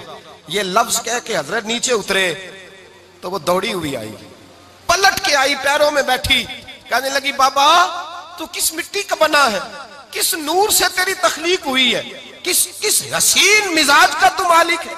میں وہ بی بی جس کو سارے لوگ گندی نظر سے دیکھتے ہیں معاذ اللہ, اور میں فلاں بادشاہ کے کہنے پر ایکٹنگ کرنے آئی طوائف, اور میں تیرے دروازے پہ تجھے بدنام کرنے آئی ہوں, اور تو نے مجھے بیٹی بنا لیا ہے. آج تک کسی نے بیٹی نہیں کہا, اور تو نے میرے سر پہ ہاتھ رکھ کے کہا بیٹی. یہ لفظ کہے قدموں میں گری, اٹھ کے حضرت نے سر پہ پھر ہاتھ پھیرا, اٹھی, آنسو پونچھے, نقاب اوڑا, کہنے لگی اب میں دلی والوں کو بتاؤں گی کہ فخر جہاں کی بیٹی کس طرح کی ہوا کرتی ہے، اب بتاؤں گی فخر جہاں کی بیٹی کس طرح کی ہوتی ہے۔ فرمایا میرا مکان اب کسی طوائف کا کوٹھا نہیں رہے گا، میں اسے مسجد بناؤں گی، اب قیامت تک وہاں سے یا درود پڑھا جائے گا یا محمد عربی کے نام کی اذانیں پڑھی جائیں گی۔ یہ عزت ہے، یہ وقار ہے۔ بھائی آپ کسی کو معاف کر کے تو عزت لے سکتے ہیں، یہ بھی تو ہو سکتا تھا نا پکڑ لو اس کو، یہ تمہارے پیر پہ الزام لگانے آئی ہے، پکڑو مارو، یہ بھی کام ہو سکتا تھا، لیکن حضرت نے معاف کیا۔ معاف کیا۔ امام زین العابدین میرے مصطفیٰ کریم کے نواسے، امام حسین کا میدان کربلا میں بچ جانے والے اکیلے بیٹے، اور امام زین العابدین فرماتے ہیں میں اگر 1 مہینہ عمرہ کرنے نہ جاؤں تو حجر اسود میری خواب میں آتا ہے اور مجھے آگے کہتا ہے حضور میری آنکھیں ترس گئی ہیں، مجھے دیدار تو کرا جائے، دیدار تو کرا جائے۔ اور حجر اسود جدھر امام صاحب گھوما کرتے تھے آپ کے حالات میں لکھا حجر اسود بھی ادھر ادھر جاتا تھا طواف۔ اتنی بڑی شخصیت مسجد نبوی سے نکلے تو ایک آدمی نے گالیاں دینی شروع کر دی۔ حضرت پہلے تیز چلتے تھے، جب وہ گالیاں دینے لگا تو آہستہ ہو گئے، وہ دیتا رہا۔ جب آپ کا گھر آ گیا تو آپ فرمانے لگے بھائی میرا مکان آ گیا ہے، کوئی بات اور کرنی ہو تو کر لے، میرے بچوں نے سن لیا تو تجھ سے ناراض ہوں گے۔ اور پھر وہ شخص کہتا جب یہ لفظ کہے نا تو مجھ پہ سختہ طاری ہو گیا، یہ کیا کہہ رہے ہیں، ہم تو دشمن کو بھی پاکیزہ سزا دیتے ہیں، یہ کیا کہہ رہے ہیں۔ حضرت نے کہا کوئی بات کرنی ہو تو کر لے، میرا مکان آ گیا ہے۔ وہ کہتا میں اس بات پہ بھی سختے میں تھا۔ تھوڑی دیر گزری تو فرمانے لگے بھائی ابھی تو نے میرے وہ عیب بیان کی ہیں جن کا تجھے پتا تھا، میرے اندر تو اور بڑیاں کوتاہیاں پائی جاتی ہیں، اور بڑیاں کمیاں، بڑی پتہ سارا ہے سردار نو کیتیاں دا من نانم کے من دانم، تجھے کیا پتا میرے تو بڑے عیب چھپے ہوئے ہیں۔ وہ شخص کہتا ہے مجھ پر دوسرا بم گرا تو پاک محبوب کا پاک نواسا، پاک فاطمہ کے پاک پوتے اندر گئے، کہنے لگے ٹھہر جا، جانا نا، رک میں آیا، کہتے اندر گئے، 1 بوتل سرکے کی لائے، 1 بوتل شہد کی لائے، 5 کلو کھجوریں لائے، میرے ہاتھ میں تھمائی، کہنے لگے تحفہ ہے۔ کہتے ہیں میں اب تو ماری گیا، میں نے کہا حضور یہ کیا ہے سارا کچھ، میں گالیاں دے رہا تھا۔ آپ فرمانے لگے جو تو کر رہا تھا وہ تیرا کردار ہے، اور یہ جو میں نے کیا ہے یہ میرا کردار ہے، اس لیے کہ میرے دادا مولا علی شیر خدا حل عطا مشکل کشا، حضرت علی نے نصیحت فرمائی تھی کہ بیٹا جو گھر آئے وہ خالی ہاتھ نہیں جانا چاہیے، جو دروازے پہ آئے وہ خالی ہاتھ نہیں جانا چاہیے۔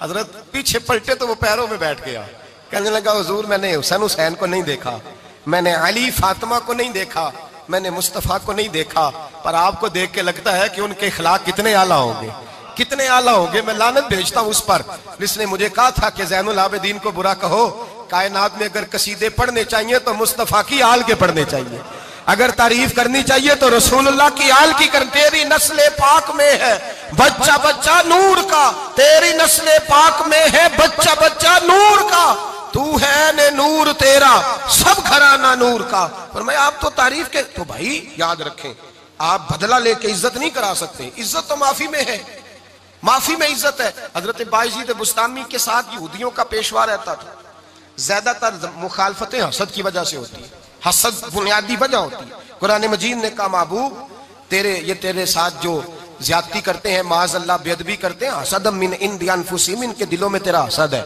حسد بنیادی وجہ ہے اختلاف، حسد ہوتا ہے جو وجہ بنتا ہے۔ حضرت بایزید بستامی کے پڑوس میں یہودیوں کا پیشوا رہتا تھا، آپ کی مخالفت کرتا، ساری زندگی اس نے مخالفت کی، یہودیوں سے بڑا مانتے تھے، اس سے کوئی غلطی ہو گئی سارے اسے چھوڑ گئے، پہلے رئیس اعظم ہوتا تھا پھر غریب ہو گیا۔ ایک دن حضرت بایزید بستامی گھر آئے تو بچے کے رونے کی آواز آئی، زوجہ سے پوچھنے لگے اس کا بچہ کیوں روتا ہے، تو کہنے لگی آپ کو پتہ ہے نا اب لوگ اسے چھوڑ گئے ہیں تو گھر میں دیا نہیں جلتا، بچہ چھوٹا ہے اندھیرے میں روتا ہے۔ رات گہری ہو گئی تو حضرت بایزید نے اپنے گھر سے دیا اٹھایا، اپنے گھر سے دروازے پہ دستک دی، وہ باہر آیا تو جناب بایزید کا انداز کیا ہے، اس نے مخالفت کی زندگی بھر، انداز کیا ہے، باہر آتے ہی نا آپ فوراً اس کو بولنے نہیں دیا، کہنے لگے بھائی سن لے میں پہلے بھی آ سکتا تھا، دیر سے اس لیے آیا ہوں کہ گلیاں سنسان ہو جائیں، لوگ سو جائیں، تجھے اور مجھے کوئی نہیں دیکھ رہا ہے کہ میں ہوں دوسرا تو ہے، اور تو مجھے اچھی طرح جانتا ہے بایزید وہ نہیں کہ جو نیکی کرے گا اور دنیا کو بتائے گا، میں تیرا راز بھی رکھوں گا۔ اور بچے تو معصوم ہوتے ہیں نا، فرمایا میرے بڑے ہو گئے تیرے چھوٹے ہیں، یہ پکڑ لے دیا گھر میں لے جا، اور میرا وعدہ ہے کسی کو ساری زندگی اس نے مخالفت کی۔ وہ شخص کہتا ہے مجھے بولنے کا موقع ہی نہ دیا، دیا دے کے چلے گئے۔ اگلی شام پھر آئی، رات گہری ہوئی تو پھر دروازے پہ دستک ہوئی۔ میں باہر گیا، نیا چراغ، نئی بتی، نیا دیا۔ کہنے لگے دیکھ کوئی نہیں دیکھ رہا، میں اس وقت آیا ہوں جب تنہائی ہو، اور تو مجھے جانتا ہے میں غلط بات بھی نہیں کرتا، یہ دیا رکھ لے، میں کسی کو بتاؤں گا بھی نہیں۔ کہتے چلے گئے۔ تیسرا دن آیا تو وہ یہودی کہتا ہے میرے صبر کا بندھن ٹوٹ گیا، میں ٹوٹ گیا، ان کی نیکی نے مجھے خرید لیا، ان کے معاف کرنے نے ان کی عزت میرے دل میری روح میں بڑھا دی۔ کہتے ہیں جب دروازے پہ دستک دی میں باہر آیا، انہوں نے دیا تھمایا، کہنے لگے دیکھ بھی کوئی نہیں رہا، اور تو مجھے جانتا ہے میں مصطفیٰ کا غلام ہوں، میں جھوٹ بھی نہیں بولتا، میں بتاؤں گا بھی نہیں، تیرا راز رکھوں گا۔ کہتے ہیں انہوں نے دیا تو اس یہودی پیشوا نے شور مچانا شروع کیا، کہنے لگا مسلمانوں باہر نکلو، یہودیوں باہر آؤ، عیسائیوں باہر آؤ۔ شور مچ گیا، لوگ چھتوں پہ چڑھ گئے، کیا ہوا کیا ہوا؟ کہنے لگا یہ بایزید ہے، میں یہودیوں کا پیشوا ہوں، میں نے ساری زندگی جھوٹے الزام لگائے، ساری زندگی اس کو بدنام کرنے کا ہر حربہ استعمال کیا، جو مجھ سے بن سکتا تھا میں نے کیا، پر یہ عجیب شخص ہے، یہ پرسوں بھی مجھے دیا دے گیا ہے، آج بھی دے گیا ہے، کل بھی دے گیا ہے، میں ساری زندگی اسے رلاتا رہا، اور اس نے میرا چھوٹا سا بچہ بھی میرے بچے کا رونا بھی اس سے برداشت نہیں ہوا۔ میں تم سب کو گواہ بنا کے کہتا ہوں میں جھوٹا ہوں، بایزید سچے ہیں، ان کا مذہب بھی سچا ہے، قرآن بھی سچا ہے، اسلام بھی سچا ہے، اور جس مصطفیٰ کا یہ کلمہ پڑھتے ہیں وہ محبوب بھی بڑا سچا ہے، یہ سچے دین کے ماننے والے ہیں۔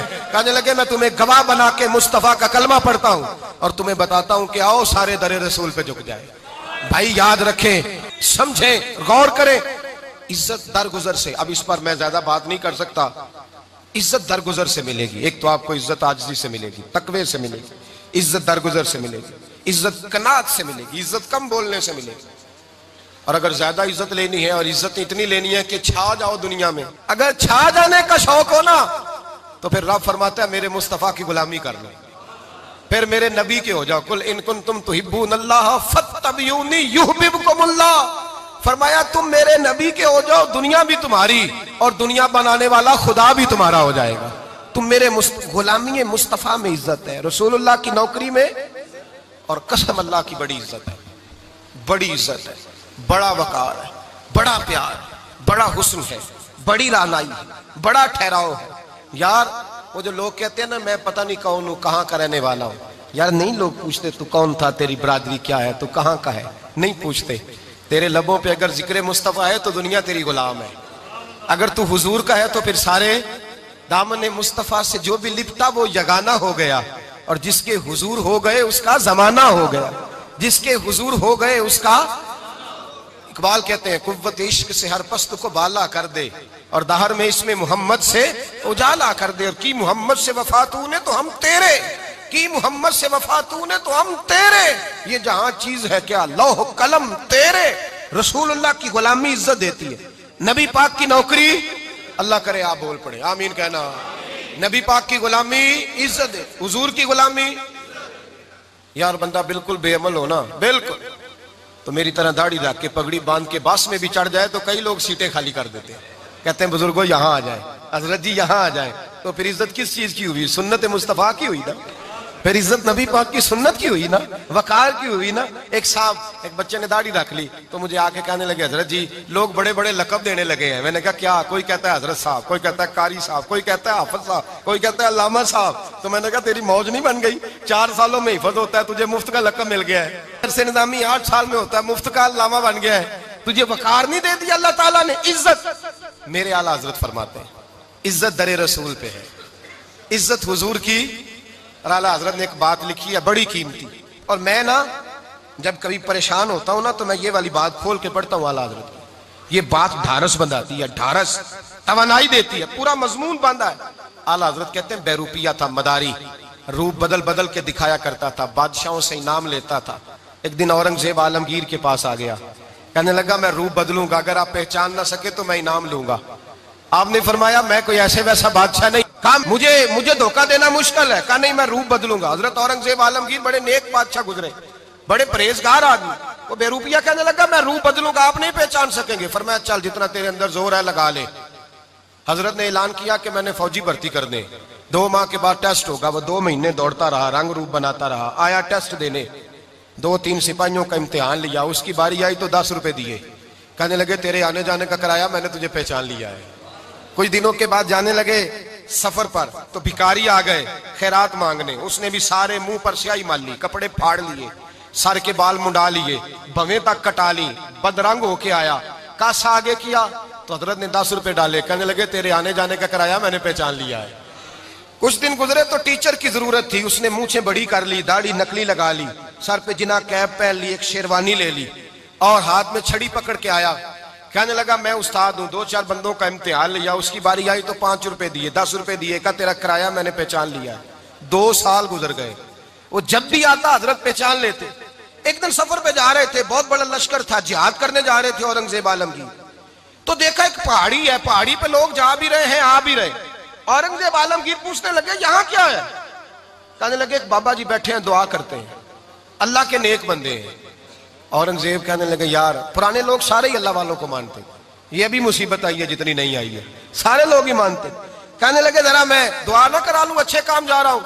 औरंगजेब बादशाह थे, बादशाह लोग नाजुक मिजाज होते हैं, घोड़े से उतरे, बड़ी मुश्किल से पहाड़ी पे चढ़े, ऊपर गए तो लाइन लगी है, बाबा जी कार में बैठे, कहने लगे मैंने मिलना, मैं औरंगजेब हूं। उन्होंने कहा हमारा बाबा उस तरह का पीर नहीं कि अमीर आए तो रंग और हो, गरीब आए तो और हो, यहाँ अगर मिलना है तो लाइन में लग जाओ, सब एक जैसे। अब लाइन में खड़े हो गए, 50 आदमी आगे थे, कहते हैं 51वां नंबर था, थक गया धूप में खड़ा खड़ा। जब मैं पहुंचा गार के दाने तो मैंने बाबा जी के चेहरे पे नजर डाली तो बड़ा नूरानी चेहरा, बड़ी खूबसूरत लबो लहजा। मैंने कहा मेरे जैसा आदमी भी पगड़ी बांध ले तो अच्छा लगने लग जाता है, बड़ा खूबसूरत अंदाज। कहते हैं मैं उनके पास अत्ताहियात की हालत में बैठ गया, मैंने कहा हुजूर मैं जा रहा हूं जिहाद करने, दुआ करना। बुजुर्गों ने हाथ उठाए, अल्लाह इसकी मदद फरमा, दीन को गलबा अता फरमा, इसे दीन का सच्चा पक्का सिपाही बना। फिर थपकी दी, 2-4 नसीहतें भी कर डाली, देखना जुल्म ना करना, ज्यादती ना करना, जब तू जीत फखर ना करना, गुरूर ना करना, नसीहतें भी कर दी। कहते हैं अब जब मैं उठा तो 2-4 दिनार बतौरे नजराना मुसल्ले के नीचे रखे, और उल्टे कदम जब मैं गार से उतरा उन्होंने रुमाल झाड़ा और उठ के खड़े हो गए, कहने लगे आज नहीं तूने पहचाना, आज नहीं तूने पहचाना, मेरा इनाम बनता है, आज नहीं पहचाना, ला पैसे। औरंगजेब कहने लगा यार तूने हद कर दी, कहां चढ़ा कहां खड़ा रहा, धूप में थक गया, कमाल कर दी भाई तूने, बता तू क्या लेगा, अब तो देख जल्दी बता, अब कितने लोग पीछे धूप में खड़े हैं, लश्कर सारा खड़ा है, क्या लेगा। उसने कहा सबसे कीमती हीरे वो हैं जो तेरे सर के ताज में लगे हुए हैं, मुझे तेरा ताज चाहिए। ओ भाइयों सुनना और याद रखना, मेरे आला हजरत कहते हैं बादशाह ने सर के ऊपर से ताज उतारा, बहरूपिये के कदमों में रखा और कहने लगे ये ले, और ये तो तेरा मांगने पर मैंने दिया है ना, मैं वापस आता हूं तो आना मैं अपनी मर्जी से भी तुझे दूंगा, तूने औरंगजेब जैसे बंदे को धोखा दिया, आना मैं उस वक्त भी दूंगा। वो देकर बस बात खत्म हो गई, हद हो गई। देकर कहते हैं जब मैं पलटा ना वापिस, बहरूपिये ने आवाज दी बादशाह ठहर जा, तो मैंने पलट के देखा तो कहने लगे ये अपना ताज ले जा, उठा और ले जा। मैंने कहा 2 साल बीत गए तुझे मेहनत करते, आज काबू आया तो ले जाऊं, कहने लगा ले जा, मसला समझ में आ गया। मैंने कहा मुझे भी तो समझाना, तो कहते हैं वो फूट फूट के रोया, उसकी आंखें बरस पड़ी, सैलाब की तरह आंसू बह निकले, तड़पा और रो के कहने लगा बादशाह मैंने झूठ मूठ रसूलुल्लाह की गुलामी इख्तियार की थी, झूठ मूठ की दाढ़ी, झूठ मूठ की पगड़ी, झूठ मूठ का फकर, मैंने झूठ मूठ नबी पाक का लिबास पहना है, तो तेरे जैसे बादशाहों के ताज मेरे कदमों में आ गए हैं। अगर मैं सचमुच रसूलुल्लाह का गुलाम बनूंगा तो अल्लाह क्या कुछ अता फरमाएगा, अल्लाह कितनी नेमतों से नवाजेगा। मेरे आला क्या फरमाते हैं, आला हज़रत फरमाते हैं फरिश्ते भी करते हैं ताजीम मेरी। कौन जी? अल्लाह। ऐसा अकीदा भी कम मिलेगा जो बरेली के इमाम का अकीदा है, ऐसा भी कम। कहते हैं फरिश्ते भी करते हैं ताजीम मेरी, क्यों? फरमाने लगे फिदा होके उन पर ये इज्जत मिली है, फिदा होके उन पर ये।